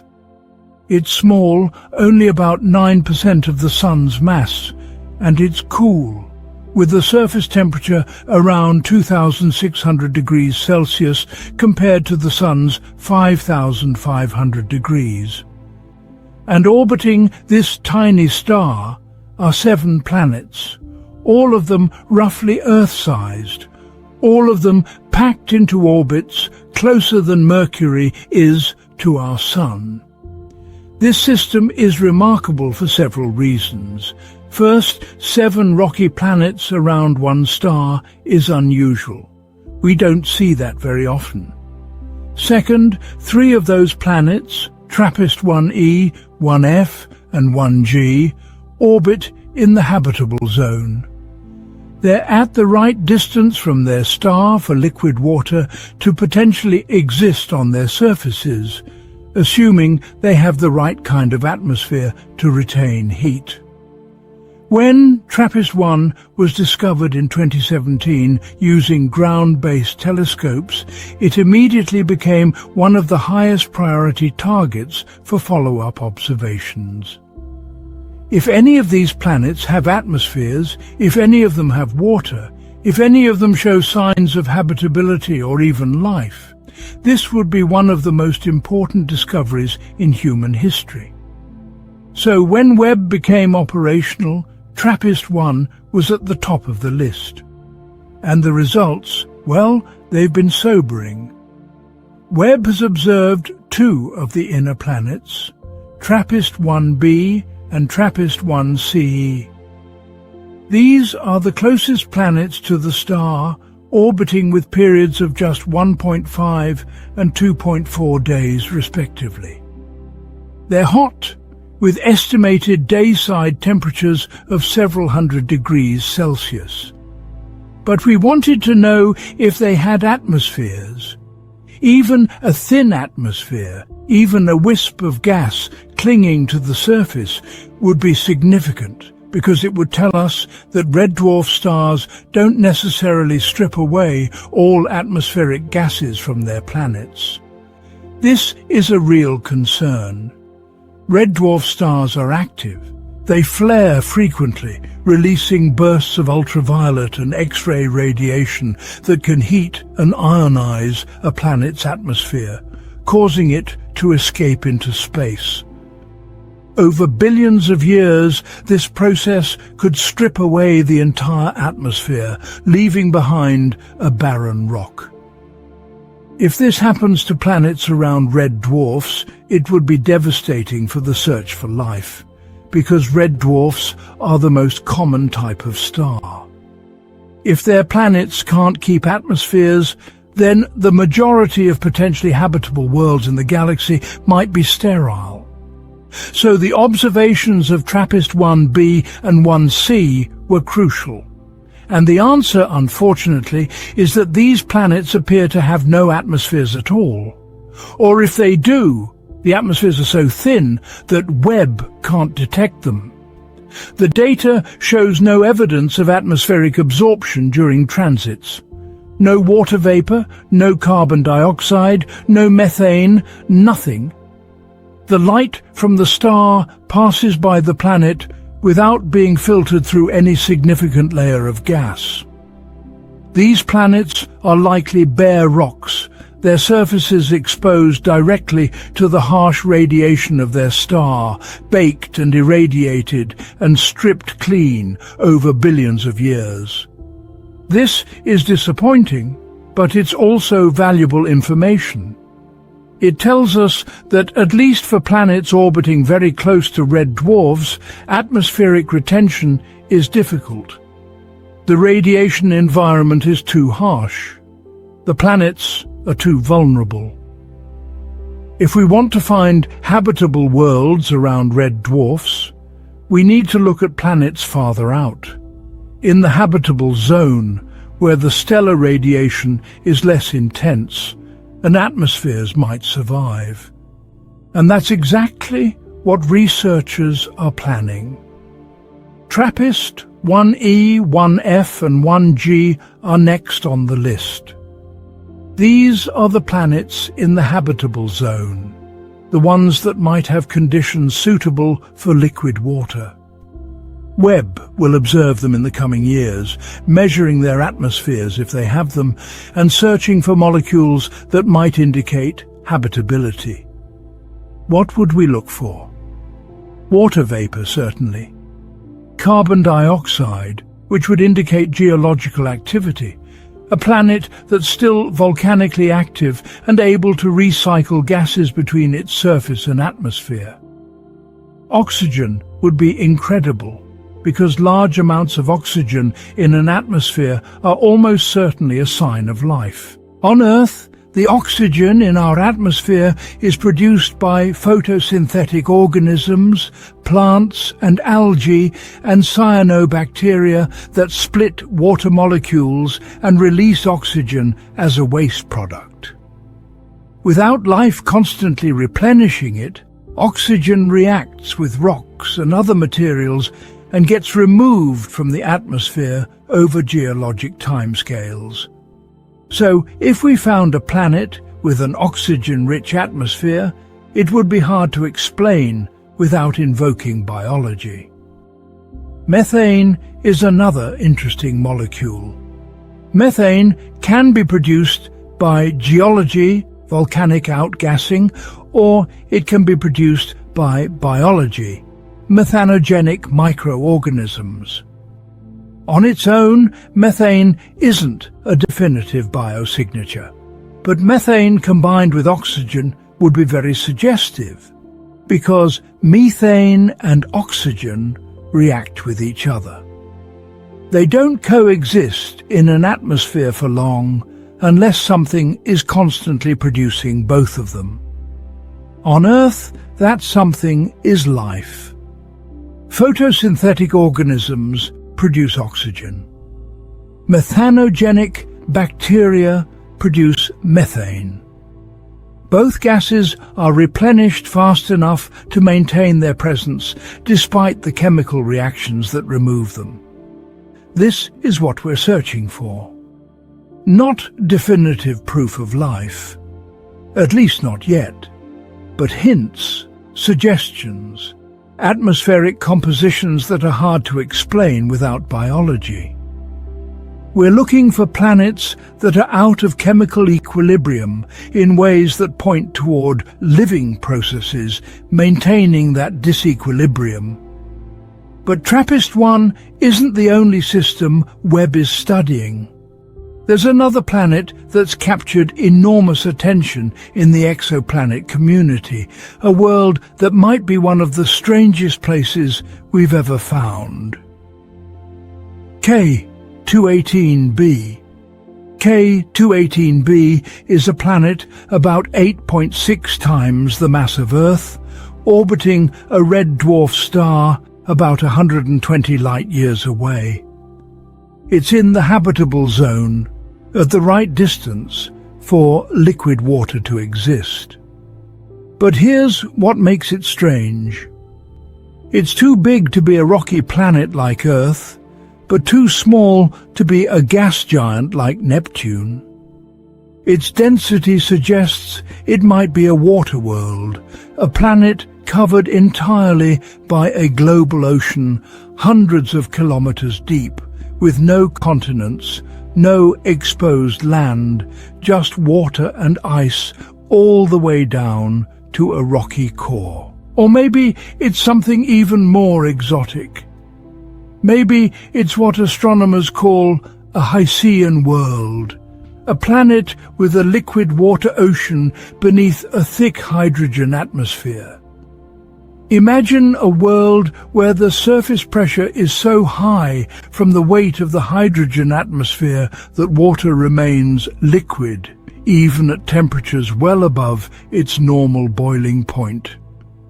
The ocean would be hot, not the pleasant lukewarm temperature of a tropical Earth sea, but hot enough to scald you instantly. And above that ocean, a sky that's not blue, but filled with hydrogen, thick and opaque. This might sound like an inhospitable place, and from a human perspective, it certainly is. But from a microbiological perspective, it might be paradise. Earth's deep oceans harbor vast ecosystems of organisms that live in total darkness, surviving on chemical energy rather than sunlight. If K218b has a similar ocean, even beneath a bizarre hydrogen atmosphere, it could potentially support life. In 2023, a team of researchers using Webb announced something extraordinary. They detected carbon dioxide and methane in K218b's atmosphere. Those molecules alone are interesting but not conclusive. But they also reported a tentative detection of another molecule, dimethyl sulfide, or DMS. Let me explain why this matters. DMS is a molecule produced on Earth almost exclusively by biological processes. Specifically, it's produced by phytoplankton, microscopic organisms that live in the ocean and photosynthesize like plants. When these organisms die and decay, they release DMS, which escapes into the atmosphere. In fact, DMS from marine phytoplankton is one of the major sources of sulfur in Earth's atmosphere, And as far as we know, there's no significant abiotic process that produces DMS in large quantities. If you detect DMS in a planet's atmosphere, you're detecting a probable sign of life. The reported detection of DMS in K218b's atmosphere sent shockwaves through the astrobiology community. If confirmed, this would be the first potential biosignature ever detected on an exoplanet.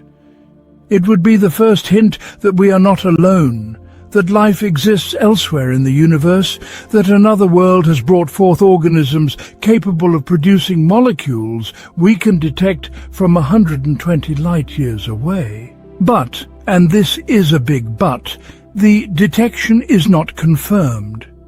It's tentative, at the edge of Webb's detection limits, embedded in noisy data that could be interpreted multiple ways. Some researchers argue that what looks like DMS might actually be interference from methane, which also has absorption features in similar wavelengths. Others point out that the signal-to-noise ratio is low and we need more observations to be certain. So Webb is looking again. More observations are being taken. The data is being analyzed carefully, conservatively, with the understanding that extraordinary claims require extraordinary evidence. And the claim that we've detected a biosignature on an exoplanet is about as extraordinary as it gets. Even if the DMS detection doesn't hold up, K218b remains a fascinating world. The presence of methane and carbon dioxide tells us this planet has a complex atmosphere, probably with active chemistry, possibly with clouds and weather patterns unlike anything in our solar system.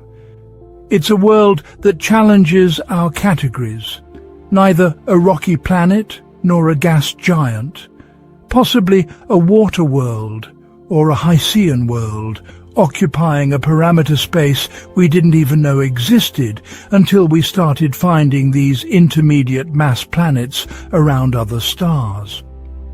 And this is what makes exoplanet science so exciting. Every new discovery expands our understanding of what's possible. We thought planets formed in a few basic categories: terrestrial, gas giant, ice giant, based on the examples we had in our own solar system. But now we know there are hot Jupiters and super-Earths and mini-Neptunes and lava worlds and ice giants orbiting close to their stars and planets in binary systems and planets around pulsars, and now maybe water worlds and Hycean worlds too.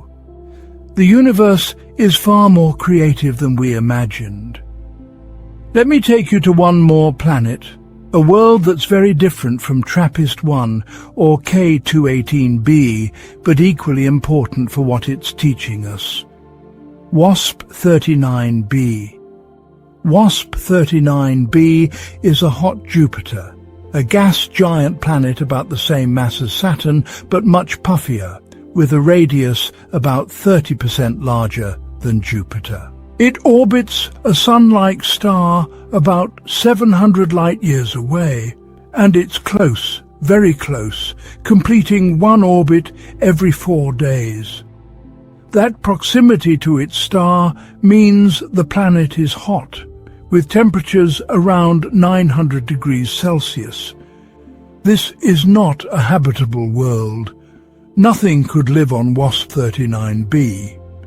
It's a giant ball of gas with no solid surface, baked by its star, probably with supersonic winds and extreme weather patterns that would tear any spacecraft apart in seconds. But WSP-39b is important, not because we think it might harbour life, but because it's an excellent laboratory for testing our techniques. WSP-39b transits its star. It's big, so the transit signal is strong. It has a thick atmosphere, so the spectroscopic features are prominent. It's one of the best planets we've found for practicing atmospheric characterization. If Webb can measure the composition of WSP-39b's atmosphere in detail, it proves the technique works. It builds confidence that we can then apply the same methods to smaller, cooler, potentially habitable planets. And Webb has delivered spectacular results.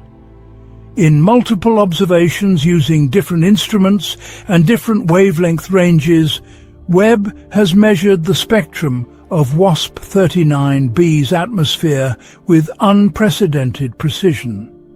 And what it's found is astonishing in its detail. First, carbon dioxide.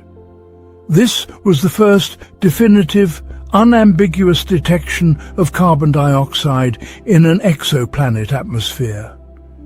Previous telescopes had tried to detect CO2 on exoplanets, but the signals were always marginal, debatable, subject to alternative interpretations. Webb's detection is rock solid. The absorption feature is clear, strong, exactly where we expect it to be based on laboratory measurements of how carbon dioxide absorbs infrared light. But that's not all. Webb also detected water vapor, which we expected given that oxygen is abundant in the universe, and hydrogen is the most common element. Water should be common on hot Jupiters. But the amount of water, the strength of the water absorption features, tells us about the planet's formation history. If there's a lot of water, the planet probably formed farther from its star, where water ice could condense, and then migrated inward. If there's less water than expected, maybe it formed closer in, or maybe something happened during its migration that affected its composition. Webb also detected sulfur dioxide, so too in WSP-39b's atmosphere. And this was surprising, because sulfur dioxide isn't a primordial molecule. It's not something you'd expect to find in a planet that just formed and cooled. Sulfur dioxide is produced by photochemistry, chemical reactions triggered by ultraviolet light from the star breaking apart other molecules and allowing sulfur to combine with oxygen. This is evidence of active atmospheric chemistry on WSP-39b. The planet's atmosphere isn't static, it's dynamic, evolving, responding to the intense radiation environment. Molecules are being broken apart and reassembled. Elements are being cycled through different chemical forms. There might even be clouds and hazes, layers of complex organic molecules forming in the upper atmosphere the way they do on Jupiter and Saturn and Titan. Webb also detected sodium and potassium, elements that produce very distinct absorption lines in the optical and near-infrared.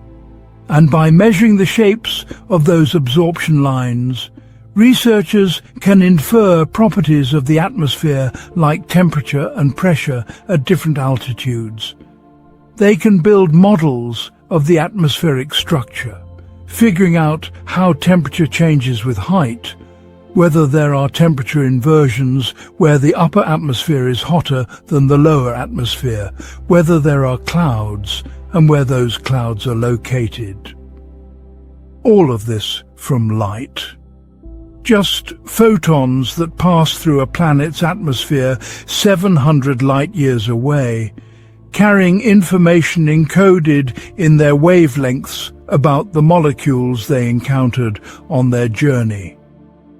It's one of the most elegant pieces of science you can imagine, extracting knowledge about distant worlds from the faintest signals in starlight. And this is just the beginning. WSP-39b is a test case, a proof of concept. Webb has shown that it can measure exoplanet atmospheres in extraordinary detail. Now, the question is, what else can we find? What other molecules are lurking in the atmospheres of hot Jupiters and warm Neptunes and temperate super-Earths? Can we detect organic compounds, complex carbon molecules that might be precursors to life?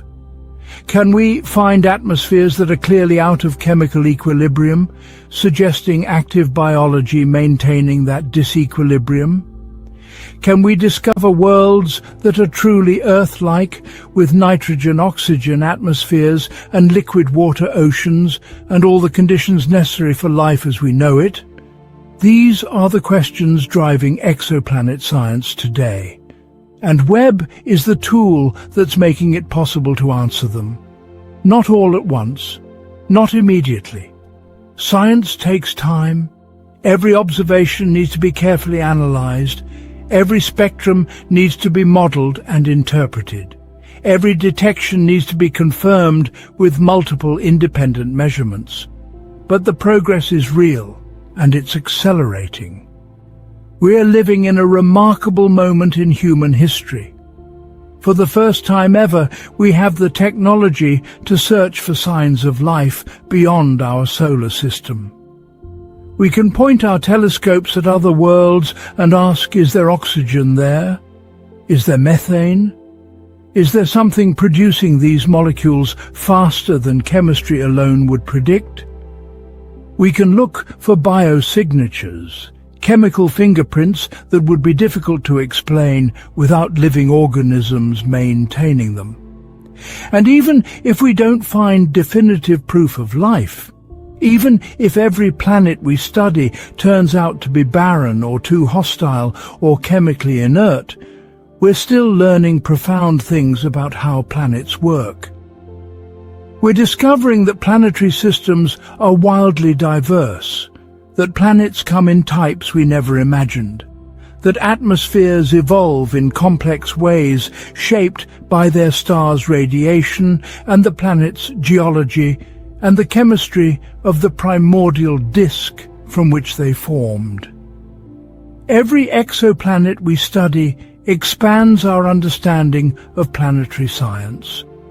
Every atmosphere we characterize tells us something new about how worlds work, how they form, how they change over time, what makes a planet habitable versus uninhabitable, what makes an atmosphere stable versus transient.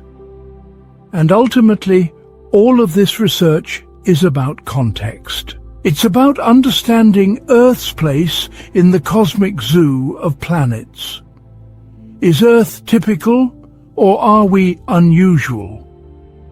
Is our atmosphere's composition common among rocky planets in habitable zones, or is it rare?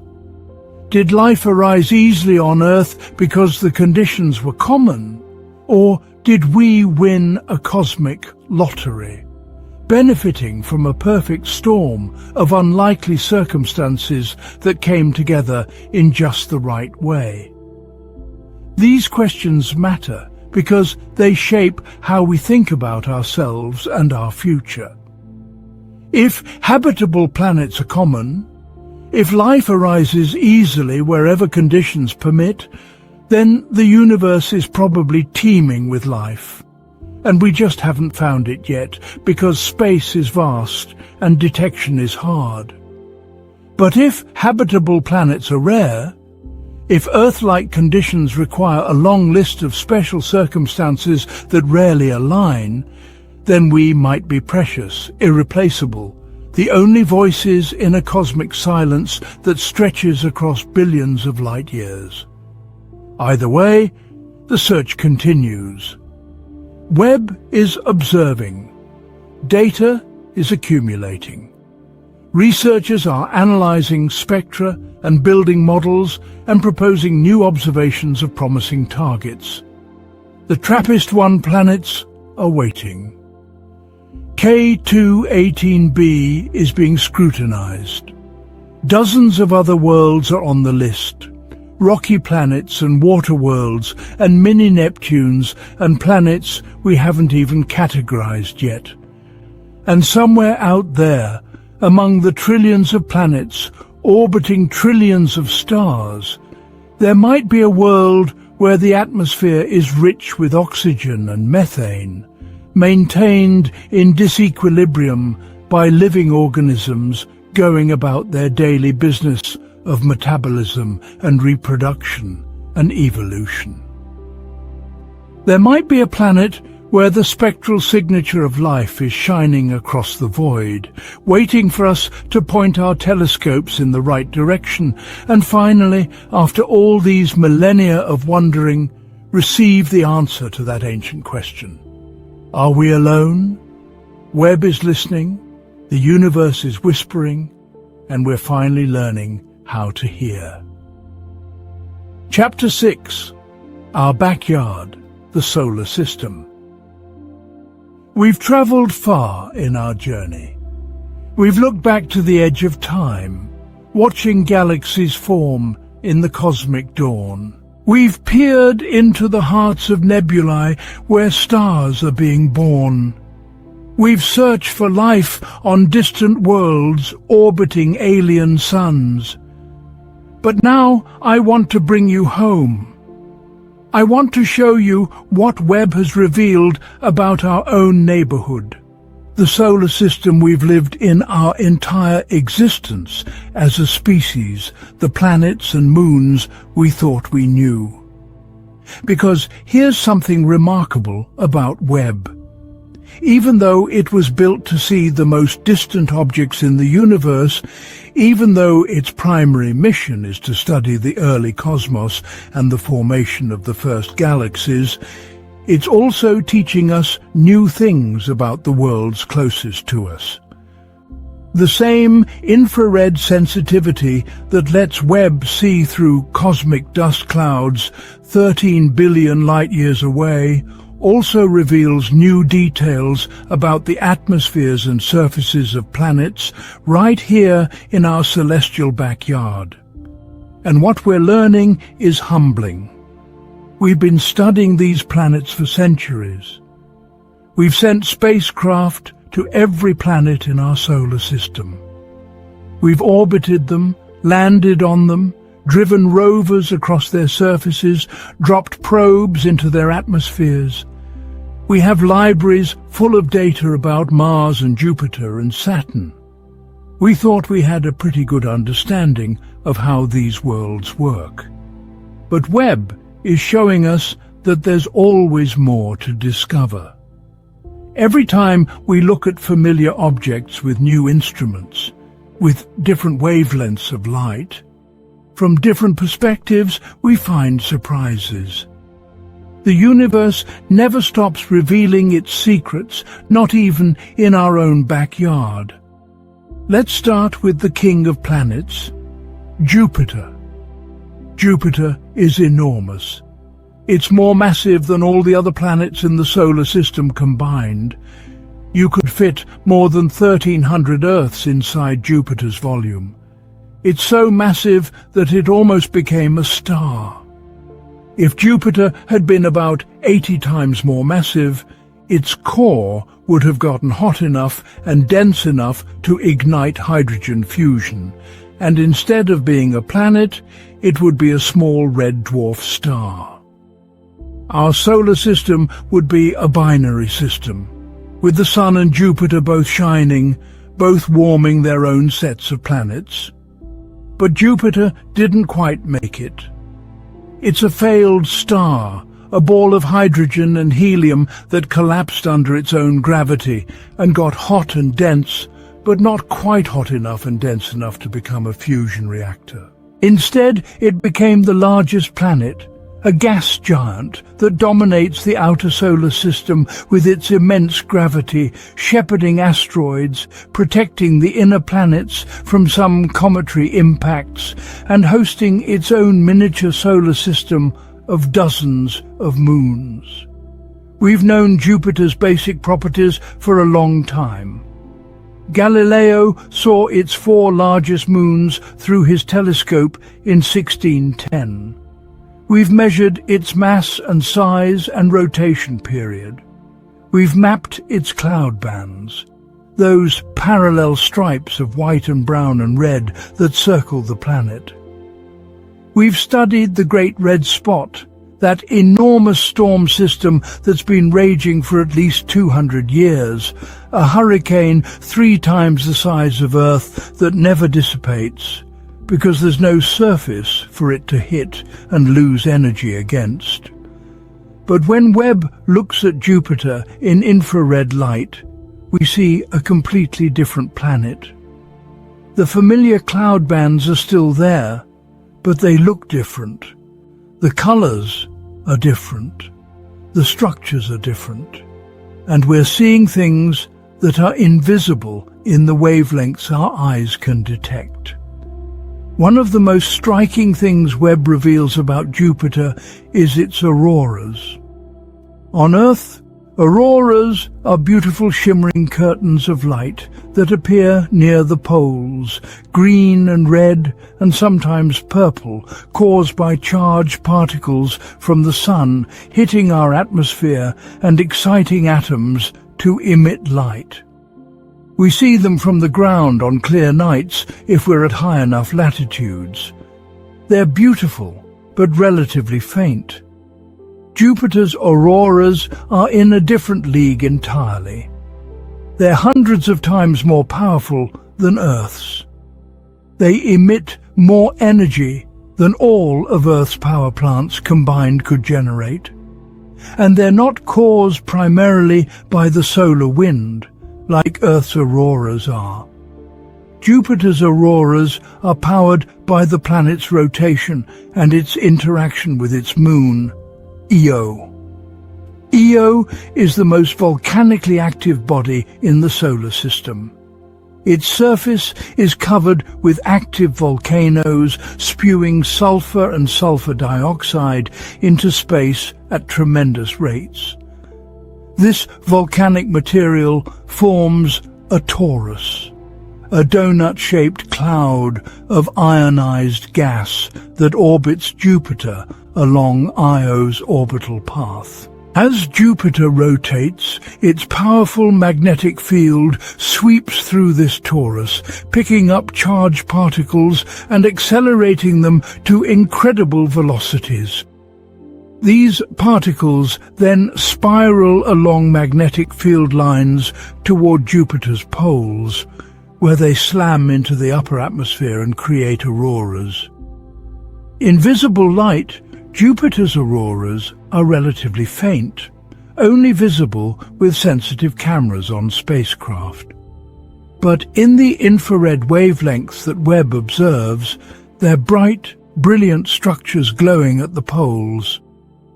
Webb's images show the auroras extending thousands of kilometers above Jupiter's cloud tops, complex structures with filaments and curtains and bright spots that change over time as the planet rotates and the magnetic field evolves. But there's more. Webb is also revealing structures in Jupiter's atmosphere that we've never seen before, or at least not with this clarity. In the mid-infrared, Webb can map the temperature of Jupiter's atmosphere at different altitudes. Hot regions appear bright, cool regions appear dark. And what we're finding is that Jupiter's atmosphere is far more complex than the simple banded structure we see in visible light. There are high-altitude hazes extending above the main cloud deck, thin layers of material that are warmer than the clouds below them, creating what's called a temperature inversion. On Earth, temperature inversions happen sometimes in our atmosphere, usually when a layer of warm air sits on top of cooler air near the surface, trapping pollution and creating smog. On Jupiter, the temperature inversion is permanent and planet-wide in some regions, caused by absorption of sunlight by high-altitude hazes. These hazes are probably made of complex organic molecules, chemicals created when sunlight breaks apart methane and ammonia molecules in Jupiter's upper atmosphere, and the fragments recombine into more complex structures. This is photochemistry, the same process that creates smog on Earth and the orange haze that shrouds Saturn's moon Titan. But on Jupiter, the photochemistry is happening on a planetary scale, creating hazes that affect how the planet's atmosphere circulates and how heat is distributed around the globe. Webb is also seeing Jupiter's rings. You might not know that Jupiter has rings. They're not spectacular like Saturn's rings, not bright enough to see easily from Earth with small telescopes. But they're there, faint gossamer structures made of dust, probably knocked off Jupiter's small inner moons by micrometeorite impacts. In visible light, these rings are nearly invisible, lost in the glare from Jupiter itself. But in certain infrared wavelengths, they become more prominent. The dust particles scatter infrared light in ways that make them stand out against the darkness of space. And here's something unexpected. In Webb's infrared view, the Great Red Spot isn't red at all. It's white, almost the same color as the surrounding clouds. This tells us something important about what creates the red color we see in visible light. The reddish hue of the Great Red Spot is caused by chromophores, chemical compounds that absorb blue light and reflect red light. These chromophores exist in the upper layers of the cloud, the parts we see when we look at Jupiter in visible wavelengths. But in the infrared, we're seeing deeper into the atmosphere, below the chromophore layer, and at those depths, the storm looks like any other high-altitude cloud system. This is teaching us about the three-dimensional structure of Jupiter's storms. They're not just swirls of color on the surface. They're deep, convective systems extending hundreds of kilometers into the planet's interior, with different chemical compositions at different altitudes, creating the complex appearance we observe. Now let's travel outward to the ice giants, Uranus and Neptune. These planets are called ice giants to distinguish them from the gas giants Jupiter and Saturn, even though they're not actually made of ice in the sense of frozen water. They're made mostly of water, methane, and ammonia in various states, compressed to incredible densities by the weight of the overlying atmosphere. At the pressures inside these planets, water doesn't behave like the familiar liquid we drink or the ice we find in our freezers. It becomes exotic high-pressure phases, superionic ice, where the oxygen atoms are locked in a crystalline lattice, but the hydrogen atoms flow through that lattice like a liquid, conducting electricity. We know much less about Uranus and Neptune than we know about Jupiter and Saturn, simply because they're farther away and harder to study. Only one spacecraft has ever visited them, Voyager 2, which flew past Uranus in 1986 and Neptune in 1989. Those flybys gave us our best close-up views of these worlds, revealing active atmospheres with storms and clouds and winds that can reach supersonic speeds. But that was nearly 40 years ago. Since Voyager, our main observations of Uranus and Neptune have come from telescopes on Earth and in Earth orbit, and those observations are limited by the fact that these planets are small and distant and faint. Uranus is about 19 times farther from the Sun than Earth is. Neptune is 30 times farther. At those distances, even a planet the size of Uranus, which is about 4 times the diameter of Earth, appears as a tiny disk in our telescopes. Webb is changing this. With its infrared sensitivity and its large mirror, Webb can see details on Uranus and Neptune that have been invisible since Voyager flew past. Let's start with Uranus, because Uranus is weird. It's the only planet in our solar system that rotates on its side. Most planets have their rotation axes nearly perpendicular to the plane of their orbit, tilted by a modest amount. Earth is tilted about 23 degrees, which gives us our seasons. Mars is tilted about 25 degrees. Jupiter is only tilted 3 degrees, but Uranus is tilted 98 degrees. Its axis of rotation is almost in the plane of its orbit, which means the planet essentially rolls around the Sun like a ball rolling along a track. This creates bizarre seasons on Uranus.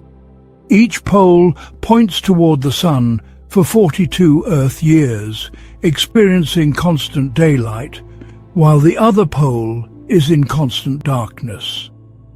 Then, as Uranus continues its 84-year orbit, the seasons reverse. The summer pole becomes the winter pole, and vice versa.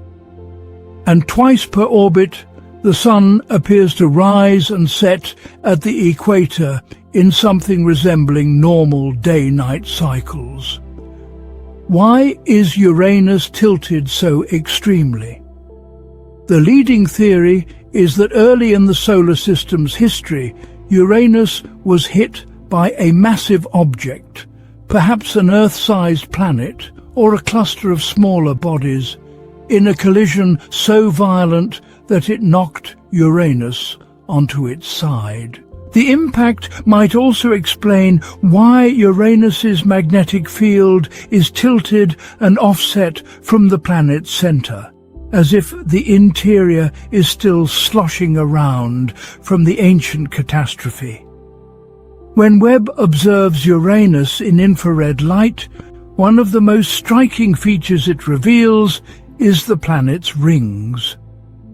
Uranus has 13 known rings, all of them dark and narrow, made of chunks of ice and rock ranging in size from dust grains to boulders.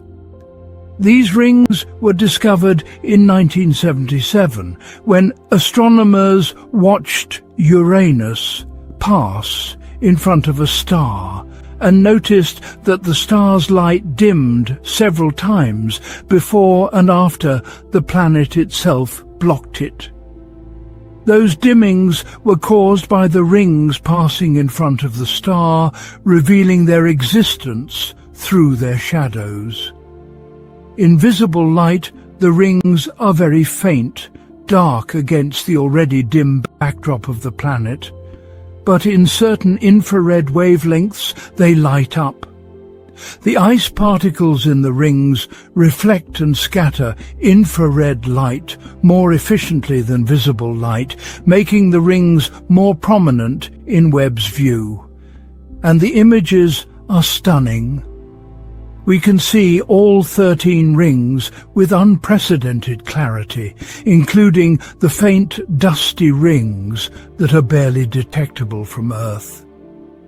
We can measure the width of each ring, track their orbits, and look for gaps and structures that might indicate the presence of small moons embedded in the ring system, shepherding the ring particles with their gravity. Webb is also seeing atmospheric features on Uranus that are invisible in most wavelengths. There are storms, bright patches in the northern hemisphere where convective activity is bringing warm material up from deeper in the atmosphere. These storms are seasonal. They appear and intensify as Uranus's North Pole emerges from its decades-long winter and begins receiving more sunlight. The returning warmth is destabilizing the atmosphere, creating turbulence and weather patterns that we can track over time. And then there's Neptune. Neptune is similar to Uranus in many ways. Similar size, similar composition, similar distance from the Sun. But Neptune is far more active. It has the fastest winds in the solar system, with speeds exceeding 2,000 kilometers per hour, even though it receives almost no heat from the Sun. The energy driving these winds must come from Neptune's interior, heat left over from the planet's formation, still slowly leaking out into space. When Voyager 2 flew past Neptune in 1989, it found a dynamic atmosphere with large storm systems. The most famous was the Great Dark Spot, an Earth-sized storm similar to Jupiter's Great Red Spot. But when Hubble looked at Neptune a few years later, the Great Dark Spot was gone. It had dissipated. Neptune's atmosphere is constantly changing, with storms forming and dissolving on timescales of months to years. Webb's infrared observations of Neptune are revealing the vertical structure of these storms. In visible light, we see clouds and storms as bright or dark features based on their color and reflectivity. But in the infrared, we can measure their temperature, and temperature tells us altitude. Hot features are low in the atmosphere where pressure and density are higher. Cool features are high in the atmosphere where the air is thin and temperatures drop.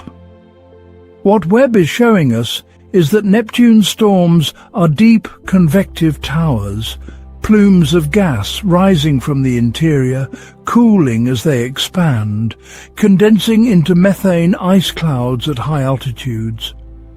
These clouds appear bright in infrared wavelengths, standing out against the cooler background of the surrounding atmosphere. By mapping the brightness patterns, we can reconstruct the three-dimensional structure of Neptune's weather systems, understanding how material circulates between the deep interior and the upper atmosphere. Webb has also imaged Neptune's rings and moons with remarkable clarity.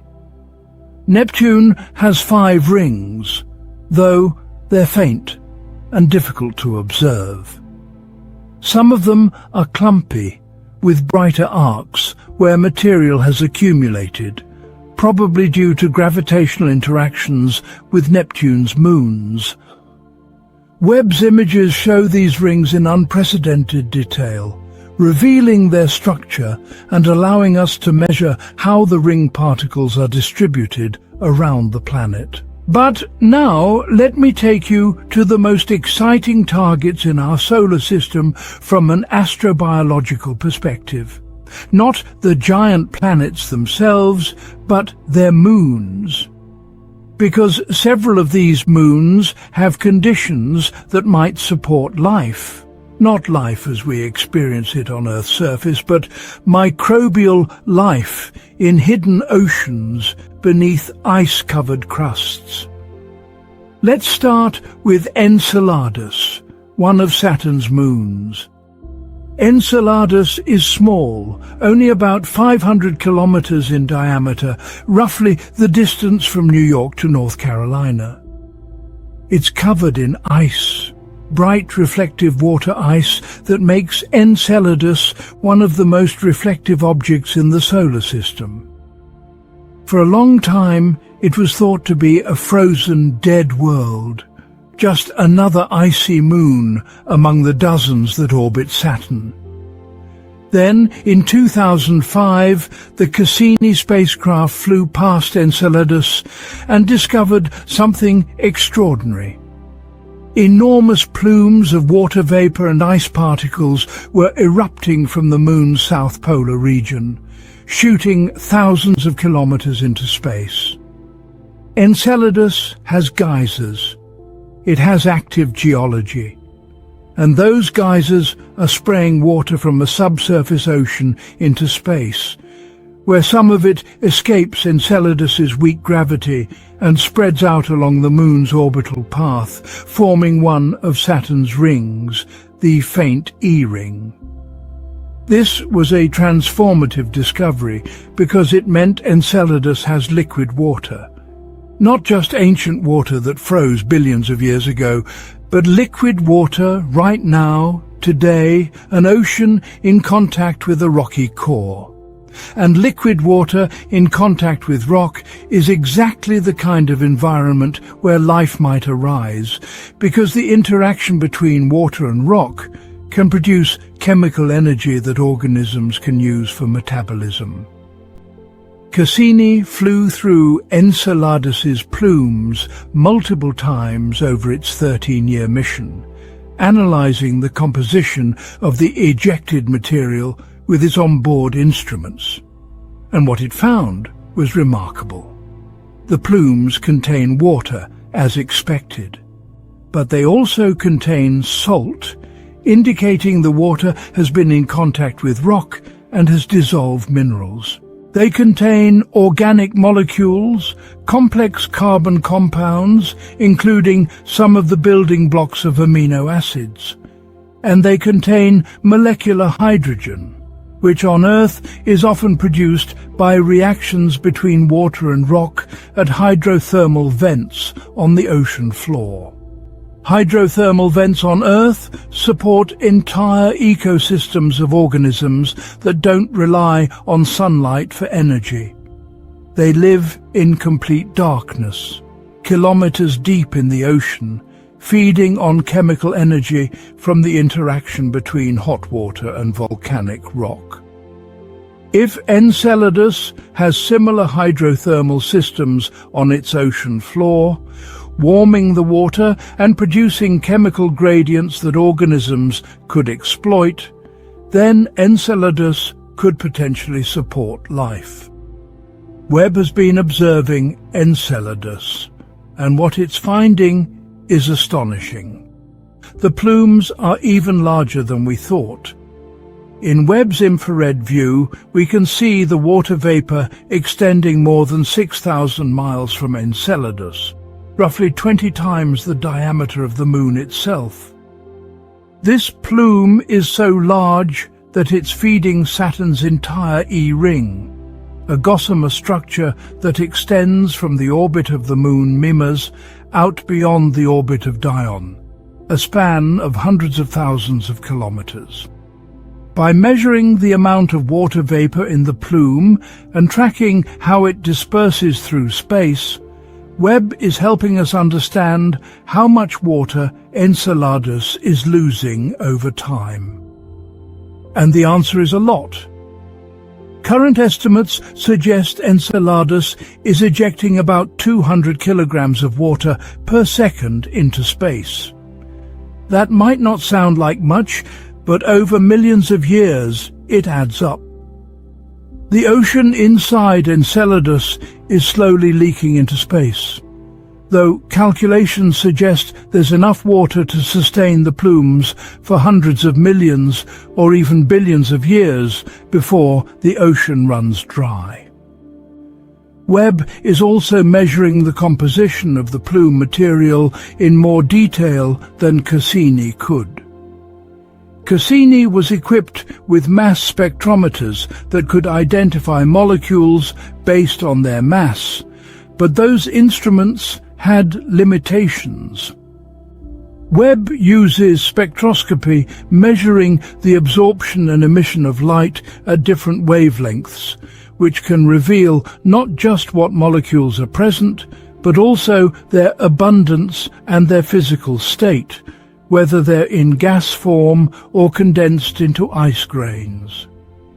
Early results from Webb's observations confirmed the presence of water vapor and also revealed traces of carbon dioxide in the plume, which is interesting because CO2 can be produced by reactions between water and carbonate minerals in rock. This gives us more insight into the chemistry happening on Enceladus's ocean floor, helping us understand what kind of rock-water interactions are occurring and what chemical environments might exist for potential life.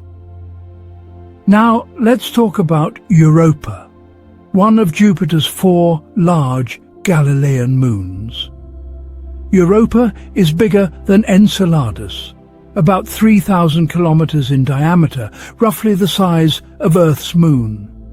Its surface is ice, but not clean, pristine ice like Enceladus. Europa's ice is cracked and fractured, covered with long linear features called lineae that crisscross the surface in complex patterns. Some of these lineae are hundreds of kilometers long, and they appear to be places where the ice has cracked open and new ice has filled in the gap, creating ridges and bands of different colored ice. The pattern of these fractures tells us something profound. They're caused by tidal forces.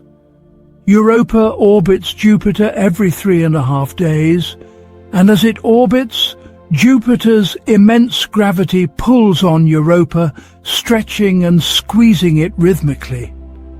This tidal flexing generates heat through friction, the same way bending a paperclip back and forth makes it warm. That heat is enough to keep the interior of Europa warm, maintaining a liquid water ocean beneath the ice shell. We've known about Europa's subsurface ocean since the 1990s, when the Galileo spacecraft orbited Jupiter and measured Europa's magnetic field. The way the magnetic field changed as Europa moved through Jupiter's magnetosphere suggested that there's a conducting layer inside Europa, something that can carry electrical currents. Salt water is a good conductor. Ice is not. So the magnetic field data pointed to a salty ocean beneath the ice. But how thick is the ice? How deep is the ocean? How much contact does the water have with the rocky core? These are crucial questions for understanding Europa's potential habitability. Recent estimates suggest the ice shell might be 15 to 25 kilometers thick, floating on top of an ocean that could be 60 to 150 kilometers deep. That's far deeper than Earth's oceans, which average about 4 kilometers in depth. Europa's ocean contains more water than all of Earth's oceans combined. A vast hidden sea locked beneath an icy crust. And like Enceladus, Europa might have plumes. In 2012, Hubble observed what appeared to be plumes of water vapor erupting from Europa's south polar region, reaching about 200 kilometers above the surface.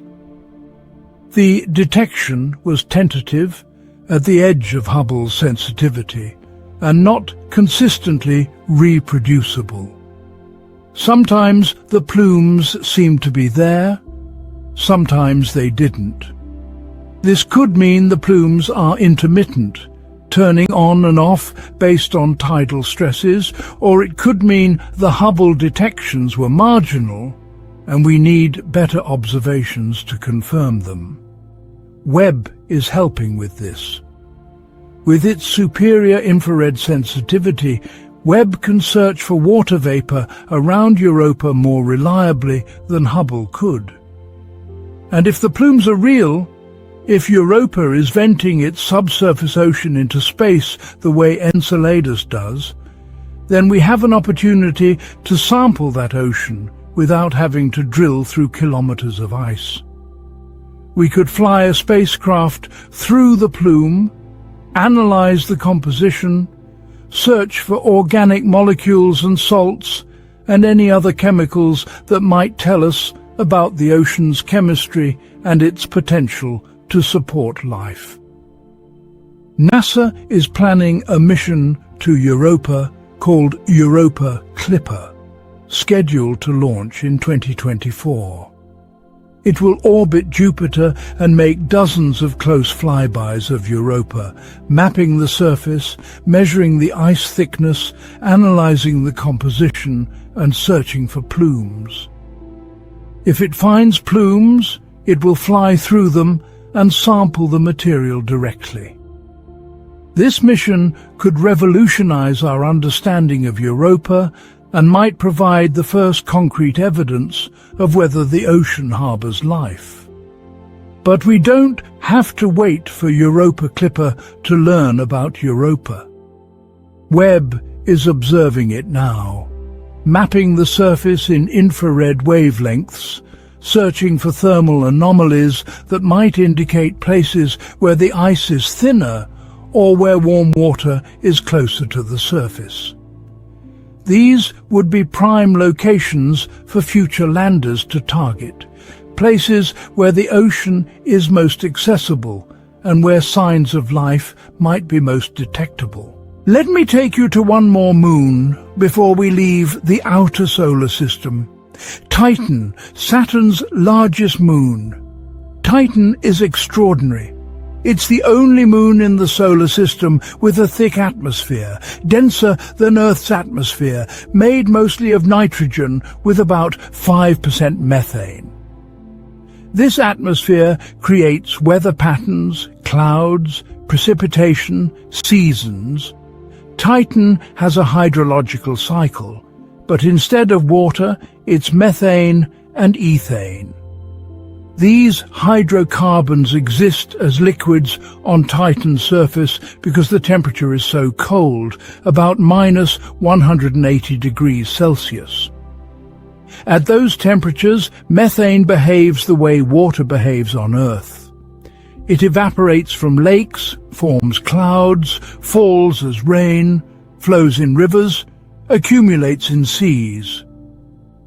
Cassini studied Titan extensively during its mission, using radar to map the surface through the thick hazy atmosphere.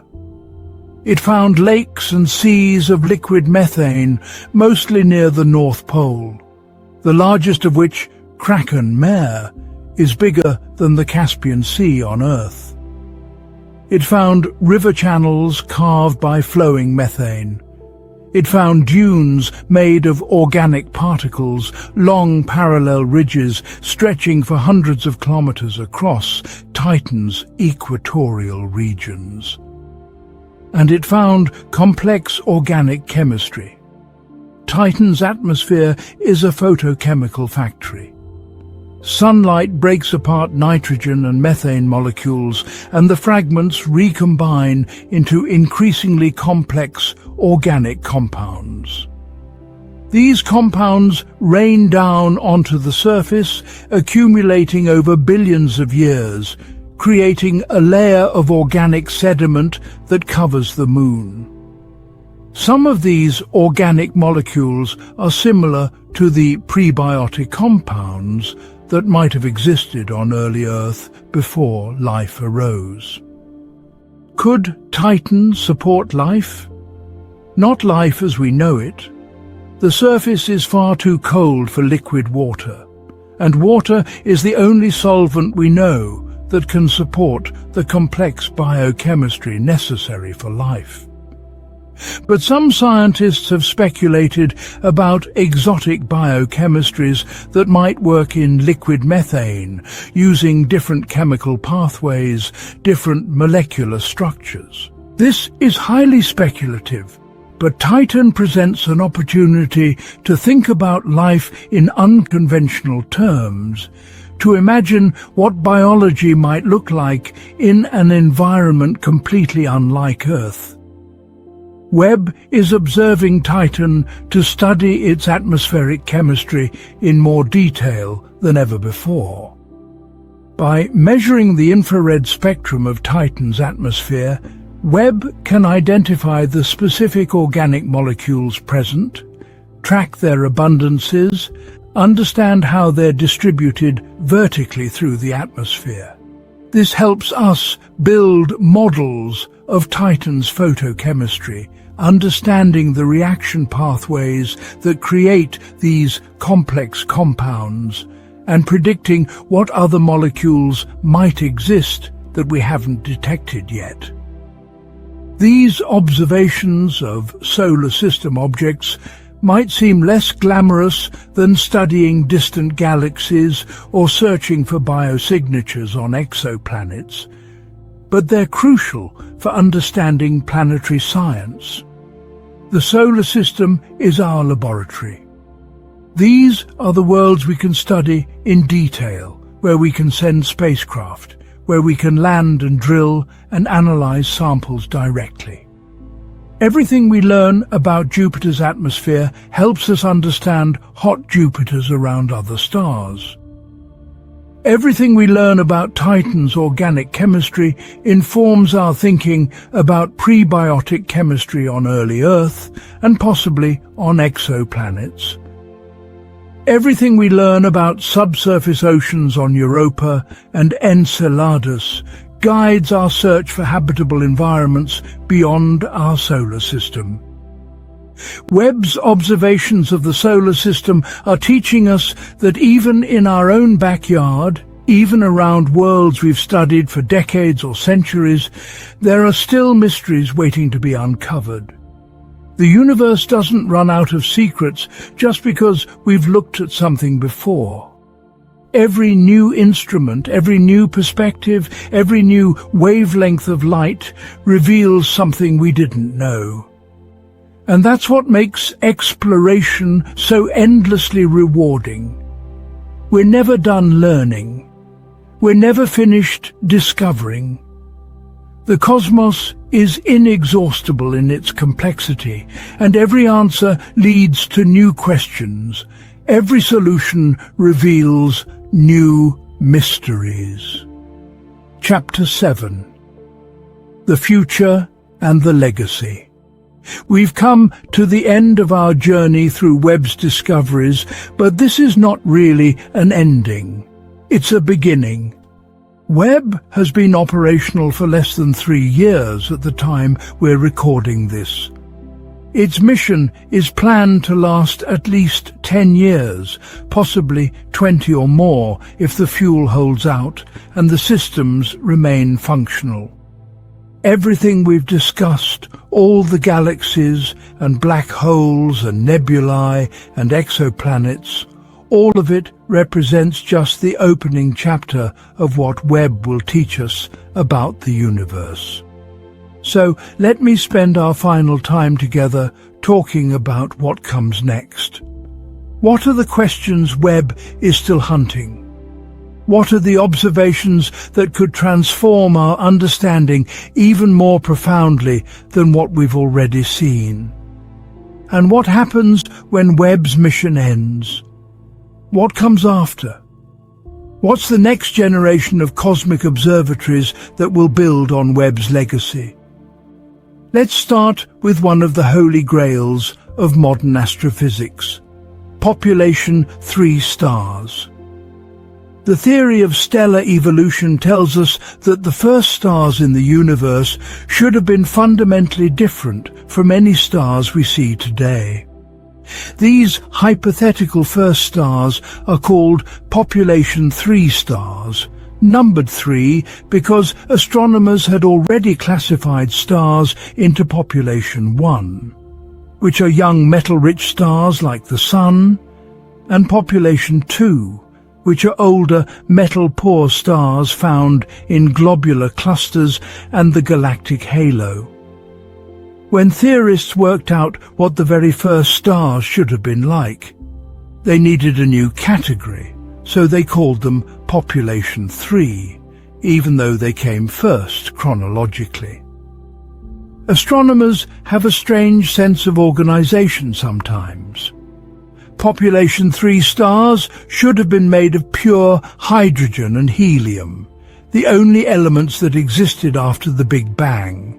No carbon, no oxygen, no iron, no heavy elements at all, because heavy elements are created by stars, and these would have been the first stars forming before any previous generation could enrich the cosmos with fusion products. Without heavy elements, these stars would have been different in profound ways. Heavy elements are crucial for cooling gas clouds. When atoms collide, they can emit light and lose energy, allowing the cloud to cool and contract. Hydrogen and helium don't do this very efficiently unless the gas gets extremely hot. So the primordial gas clouds in the early universe, made only of hydrogen and helium, would have had trouble cooling, and this would have affected how they collapsed. The theory predicts that without efficient cooling, the gas clouds couldn't fragment into small pieces the way they do in modern star-forming regions. Instead, they would have formed fewer, more massive stars. These population 3 stars might have weighed hundreds of solar masses, far heavier than any stars forming today. The most massive stars in the modern universe top out at about 200 to 300 solar masses.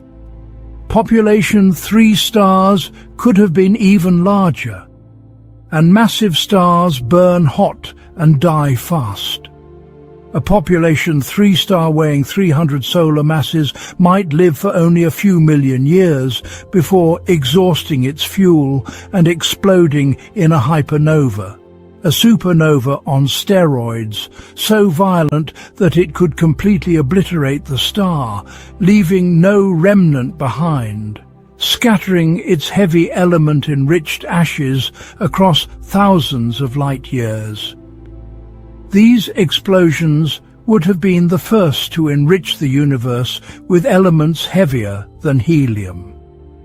The first carbon, the first oxygen, the first iron, all created in the cores of population 3 stars and distributed through space by their deaths. After a generation or two of population 3 stars had lived and died, the universe would have been seeded with enough heavy elements that the next generation of stars could be smaller, more like modern stars, forming the population 2 stars we see in ancient globular clusters. But here's the thing. We've never actually observed a population 3 star. Not one. They should have existed in the first few 100 million years after the Big Bang, and they should have been bright, luminous enough that Webb might be able to detect them at high redshifts, if they're out there. But so far, every galaxy we've found, even the most distant ones from the cosmic dawn, shows evidence of heavy elements. Carbon and oxygen are already present in galaxies like JWST Z14-0. This suggests that population 3 stars had already lived and died by the time these galaxies formed. So where are they? Did they all explode and disappear, leaving no direct trace? Or are they out there at even higher redshifts, beyond what Webb has surveyed so far, waiting to be discovered in regions of the universe we haven't looked at carefully yet? Webb is searching. One of its ongoing programs is to push the redshift frontier, looking for galaxies at redshift 15, 20, even higher if possible. These would be galaxies forming in the first 100 million years after the Big Bang, when population 3 stars might still have been the dominant type. And researchers are looking for specific spectroscopic signatures that would indicate the presence of pristine, metal-free stars. One signature to look for is called the He2 line, an emission line from doubly ionized helium. This line requires extremely energetic ultraviolet photons to produce, the kind of photons that population 3 stars would emit in abundance because of their high temperatures. If we see a galaxy with strong He2 emission but no evidence of heavy elements in its spectrum, that would be a smoking gun for population 3 stars. Another approach is to look for individual supernovae from population 3 stars. These explosions would be so bright that they might be detectable even at very high redshifts. And because they'd be exploding in otherwise relatively empty regions before large galaxies had assembled, they might appear as isolated bright points of light, transient events that flare up and fade over weeks or months. Webb isn't optimized for finding transients because it doesn't survey large areas of sky rapidly. But future telescopes designed for time-domain astronomy could catch these population 3 supernovae in the act. The discovery of population 3 stars would be profound. It would close a major gap in our understanding of cosmic history. It would confirm a prediction of the Big Bang model. And it would show us the universe in its most pristine state, before the chemical enrichment that makes planets and life possible had begun.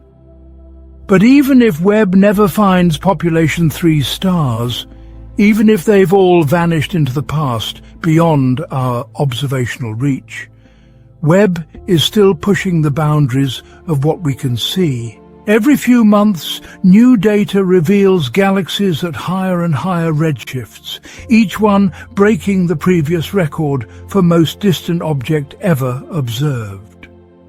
There's a natural limit to how far we can see, though it's not a hard wall, but a gradual fade. At some redshift, the universe becomes opaque. Before about 380,000 years after the Big Bang, before the moment when electrons and nuclei combined to form neutral atoms, the universe was filled with hot ionized plasma that scattered light. Photons couldn't travel freely. They'd bounce off electrons after traveling only a short distance. So if we try to look back to times earlier than that, we can't use light. The universe is opaque to electromagnetic radiation before the era of recombination. This epoch is sometimes called the Dark Ages, and it's a region of cosmic history that we can't observe with telescopes like Webb. To study the very earliest moments after the Big Bang, we need different tools. Gravitational wave detectors might someday be sensitive enough to pick up signals from the early universe. Neutrino detectors could potentially see the cosmic neutrino background, analogous to the cosmic microwave background, but from even earlier times. But for electromagnetic astronomy, for telescopes that observe light, there's a horizon, a boundary beyond which we cannot see. Webb is approaching that boundary. The most distant galaxies it's finding are appearing when the universe was only a few 100 million years old. We're seeing light from closer and closer to the Dark Ages. Every new observation pushes us deeper into cosmic history, revealing the universe in its infancy. And what we're finding is that the infant universe was precocious. It was forming galaxies and stars and black holes faster than our models predicted. It was chemically enriching itself rapidly. It was building complex structures when we expected chaos. This is the great surprise of Webb's mission so far, and it's forcing theorists to revise their models to find mechanisms that could accelerate structure formation, to understand how the universe could organize itself so quickly after the Big Bang. But Webb's time is finite. This incredible instrument, this golden eye that's showing us the universe in ways we've never seen before, won't last forever. There are limits to its lifespan, and we need to talk about them because they shape the urgency of its mission. The most fundamental limit is fuel. Webb maintains its position at L2, Lagrange point 2, and fine-tunes its pointing using small thrusters that burn hydrazine fuel.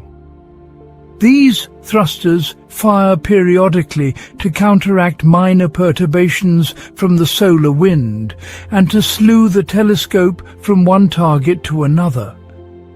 When the fuel runs out, Webb will lose the ability to point precisely and maintain its orbit. The mission will end. At launch, Webb was loaded with enough fuel for about 10 years of operations, with hopes that careful fuel management could extend the mission to 20 years or more.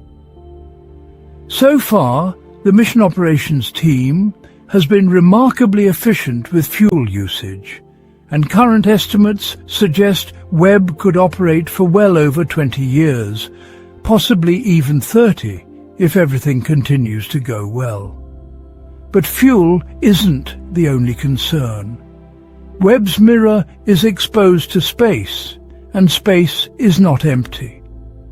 There are micrometeoroids, tiny particles of dust and rock traveling at tremendous speeds, and occasionally they hit the mirror. In May 2022, just a few months after Webb reached L2, a micrometeoroid struck one of the mirror segments, creating a small but measurable dent in the beryllium. The mirror is built to withstand this. The segments can be adjusted individually to compensate for small deformations, but each impact degrades the mirror's performance slightly. Over time, as more impacts occur, the cumulative damage will reduce Webb's sensitivity and resolution. Eventually, after enough hits, the mirror will be too damaged to function at its design performance level. Engineers are tracking every impact, measuring the damage, and adjusting the mirror segments to minimize the effects. But there's only so much they can do. The mirror can't be repaired. It can't be replaced. Every impact is permanent. And in the harsh environment of space, impacts are inevitable. Webb is also facing radiation damage to its electronics. At L2, the telescope is exposed to high-energy particles from the Sun and from cosmic rays. These particles can flip bits in computer memory, degrade solar panels, and slowly damage the sensitive detectors that capture infrared light. The spacecraft is designed to handle this, with shielding and redundant systems and error-correcting codes in the software. But over years and decades, radiation damage accumulates. So Webb is a finite resource. It's a mission with an expiration date, though we don't know exactly when that date will arrive. It might be 10 years from now, it might be 30. But eventually the fuel will run out, or the mirror will be too damaged, or some critical component will fail, and the mission will end. What happens then? Does humanity just lose this incredible capability? Do we go back to blurry images of the early universe and limited observations of exoplanet atmospheres? No, because the universe doesn't stop being interesting when Webb's mission ends. The questions don't go away. And the investment in building Webb, the decades of engineering development and the scientific discoveries, all of that provides a foundation for the next generation of observatories. Plans are already being developed for telescopes that will succeed. Webb. One of the most ambitious is the Habitable Worlds Observatory, a concept being studied by NASA for a launch potentially in the 2040-ish time frame. This would be a telescope optimized specifically for studying exoplanets, with a large mirror, advanced coronagraphs to block starlight and reveal planets orbiting close to their stars, and instruments designed to characterize the atmospheres of Earth-like worlds in detail. The goal is to find and study dozens of potentially habitable planets, measuring their atmospheres precisely enough to search for biosignatures, combinations of gases that would be difficult to explain without life.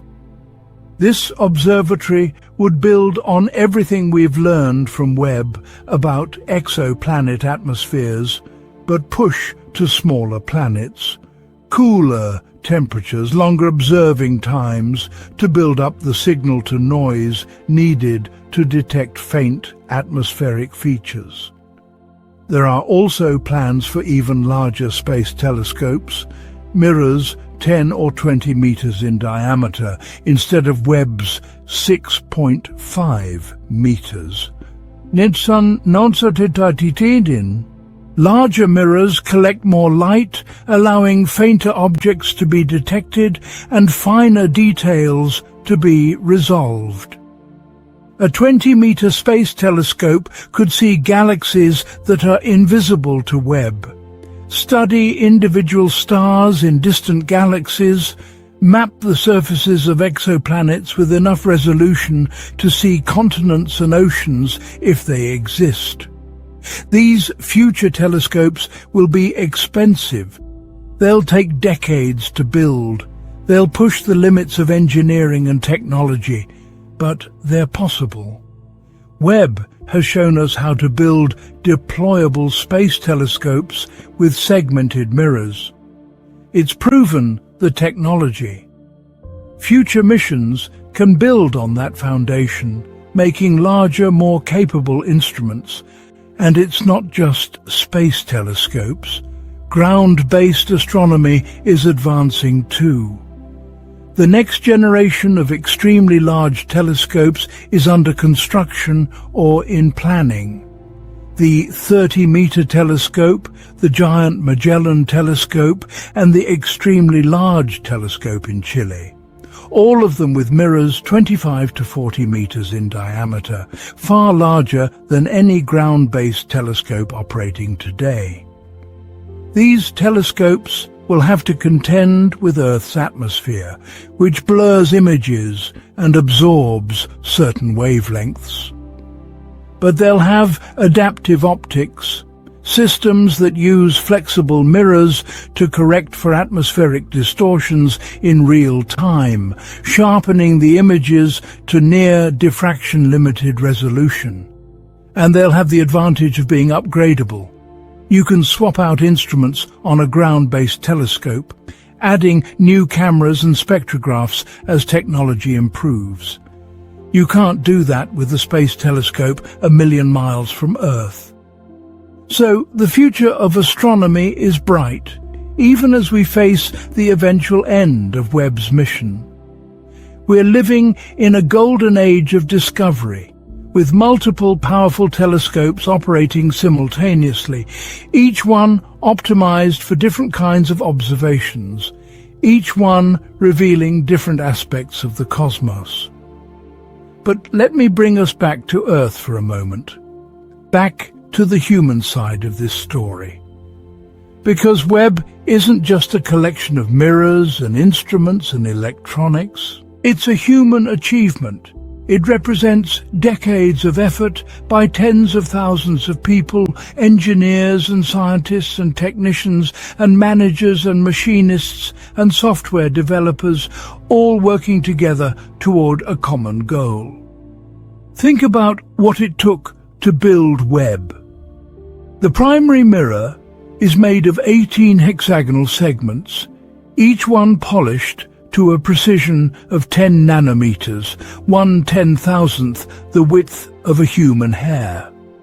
The sunshield is made of 5 layers of material, each layer thinner than a human hair, coated with aluminum and silicon, and designed to operate at temperatures ranging from 300 degrees Celsius on the sun-facing side to minus 230 degrees on the cold side. The instruments contain detectors that can sense individual photons of infrared light, counting them one by one as they arrive after traveling for billions of years across the universe. Every component had to work perfectly. Every deployment mechanism had to function on the first try. There was no room for error, no opportunity for a second attempt.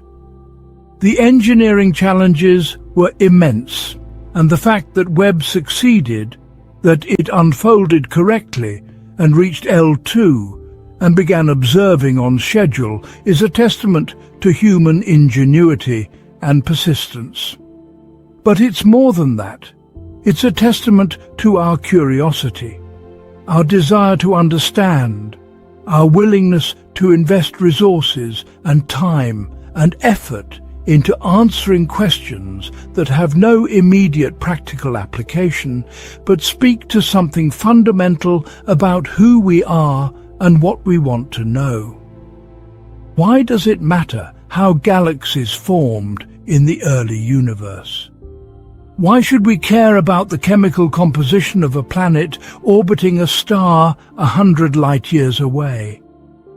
Why spend $10 billion and 25 years building a telescope to study things so distant that their light has been traveling since before Earth existed? The answer isn't economic. It's not about technology spin-offs, though those do happen and have value. The answer is deeper than that. We explore because we're human, and humans are curious. We want to know where we came from, how we got here, whether we're alone, what our place is in the vast cosmic story. These questions have been asked for as long as humans have looked up at the night sky and wondered. And for the first time in human history, we have the tools to answer some of these questions. Not all of them. Not yet. There are still mysteries that will outlast our current generation of telescopes. But we're making progress.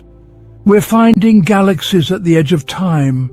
We're watching stars being born. We're detecting molecules in the atmospheres of other worlds. We're mapping the structure of the universe on the largest scales. We're seeing black holes feeding in the cosmic dawn. Every discovery changes us. Every image from Webb, every spectrum, every data point, it all adds to our collective understanding of the cosmos. And that understanding shapes how we see ourselves. When we look at the deep field and see thousands of galaxies in a patch of sky the size of a grain of sand, when we realize that every one of those galaxies contains billions of stars and probably trillions of planets, when we comprehend the sheer scale of the universe and our tiny place within it, it changes our perspective. We're not the center of the universe. We're not the purpose for which everything exists. We're a small part of something vast and ancient and beautiful. We're made of atoms, forged in stellar cores. We're collections of complex molecules assembled on a rocky planet orbiting an average star in an unremarkable region of a typical galaxy. We're the universe becoming aware of itself, matter organized in such a way that it can contemplate its own existence. And that's extraordinary. The fact that we exist at all, the fact that the universe has produced beings capable of building telescopes and studying distant galaxies and pondering the nature of reality, that's perhaps the most profound discovery of all. Webb is a tool, an instrument built from metal and glass and electronics, but it's also a symbol. It represents our collective desire to understand, to explore, to push beyond the boundaries of the known. It's a reminder that humanity, for all our flaws and conflicts and short-sightedness, is also capable of remarkable achievements when we work together toward shared goals. And the legacy of Webb will extend far beyond its operational lifetime. The data it's collecting is being archived, made available to researchers around the world, free to access and analyze. Years from now, decades from now, scientists will still be studying Webb's observations, finding new patterns, testing new theories, making discoveries that we can't even imagine yet. The images will endure too. The cosmic cliffs, the pillars of creation, the deep field, these images will inspire future generations the way Hubble's images inspired us. Children growing up today are seeing the universe in unprecedented detail, learning about exoplanets and black holes and stellar nurseries, developing curiosity about the cosmos that might lead them to careers in science or engineering, or simply to a lifelong appreciation for the beauty and complexity of nature. This is what exploration gives us. Not just knowledge, though knowledge is valuable, but inspiration, wonder, a sense of connection to something larger than ourselves, a reminder that we're part of a universe that's far stranger and more magnificent than we ever dared to imagine. Before Webb, the universe was a dark room, and we had a flashlight. We could see small patches, glimpses of what was out there, hints of the grand structure. Now someone has flipped on the light switch. The room is illuminated. We can see the furniture, the corners, the ceiling, the details we missed before. And what we're finding is that the cosmos is older, stranger, and more alive than we thought. Galaxies forming impossibly fast in the infant universe. Black holes that shouldn't exist yet, feeding at maximum rates. Nebulae glowing with the light of stellar birth, seeding the galaxy with the raw materials for planets and life. Exoplanets with atmospheres we can taste, molecules that might be produced by alien organisms, moons in our own backyard that harbour hidden oceans, environments that could support life beneath shells of ice. The universe is not a sterile void. It's a dynamic, evolving, creative place where complexity emerges from simplicity, where structure arises from chaos, where life, at least on Earth and maybe elsewhere, has emerged from chemistry. We're privileged to live at a time when we can witness these discoveries. Previous generations could only wonder about other worlds. They could imagine galaxies and exoplanets and nebulae, but they couldn't see them, couldn't study them, couldn't know for certain that they existed. We have that knowledge. We have these telescopes. We have the data streaming back from L2. photons captured by Webb's golden mirror and converted into images and spectra that reveal the nature of the cosmos. And the story continues. Webb is still observing, new data is being collected every day. Researchers are analyzing it, publishing papers, sharing discoveries with the world. The cosmic narrative is being written in real time, and we're here to witness it. So when you look up at the night sky, when you see the stars scattered across the darkness, remember that each one of those points of light is a sun, possibly with planets, possibly with moons, possibly with life. Remember that the faint smudges you can barely see, the Andromeda Galaxy and the Triangulum Galaxy and the others visible with binoculars or small telescopes, each one contains hundreds of billions of stars. And remember that beyond what your eyes can see, beyond the range of any ground-based telescope, there are galaxies at the edge of time, their light stretched into the infrared by the expansion of the universe, waiting for instruments like Webb to reveal them. The universe is vast, it's ancient, it's filled with wonders we're only beginning to understand. And we're here, right now, with the tools and the knowledge to explore it, to push back the darkness, to answer questions that have haunted humanity since we first looked up and wondered. Webb is our eye into this cosmos. And what it's showing us is that the universe is even more extraordinary than we dreamed, more complex, more beautiful, more full of mystery and possibility. This is not the end of the story. It's barely the beginning, and I can't wait to see what we discover next.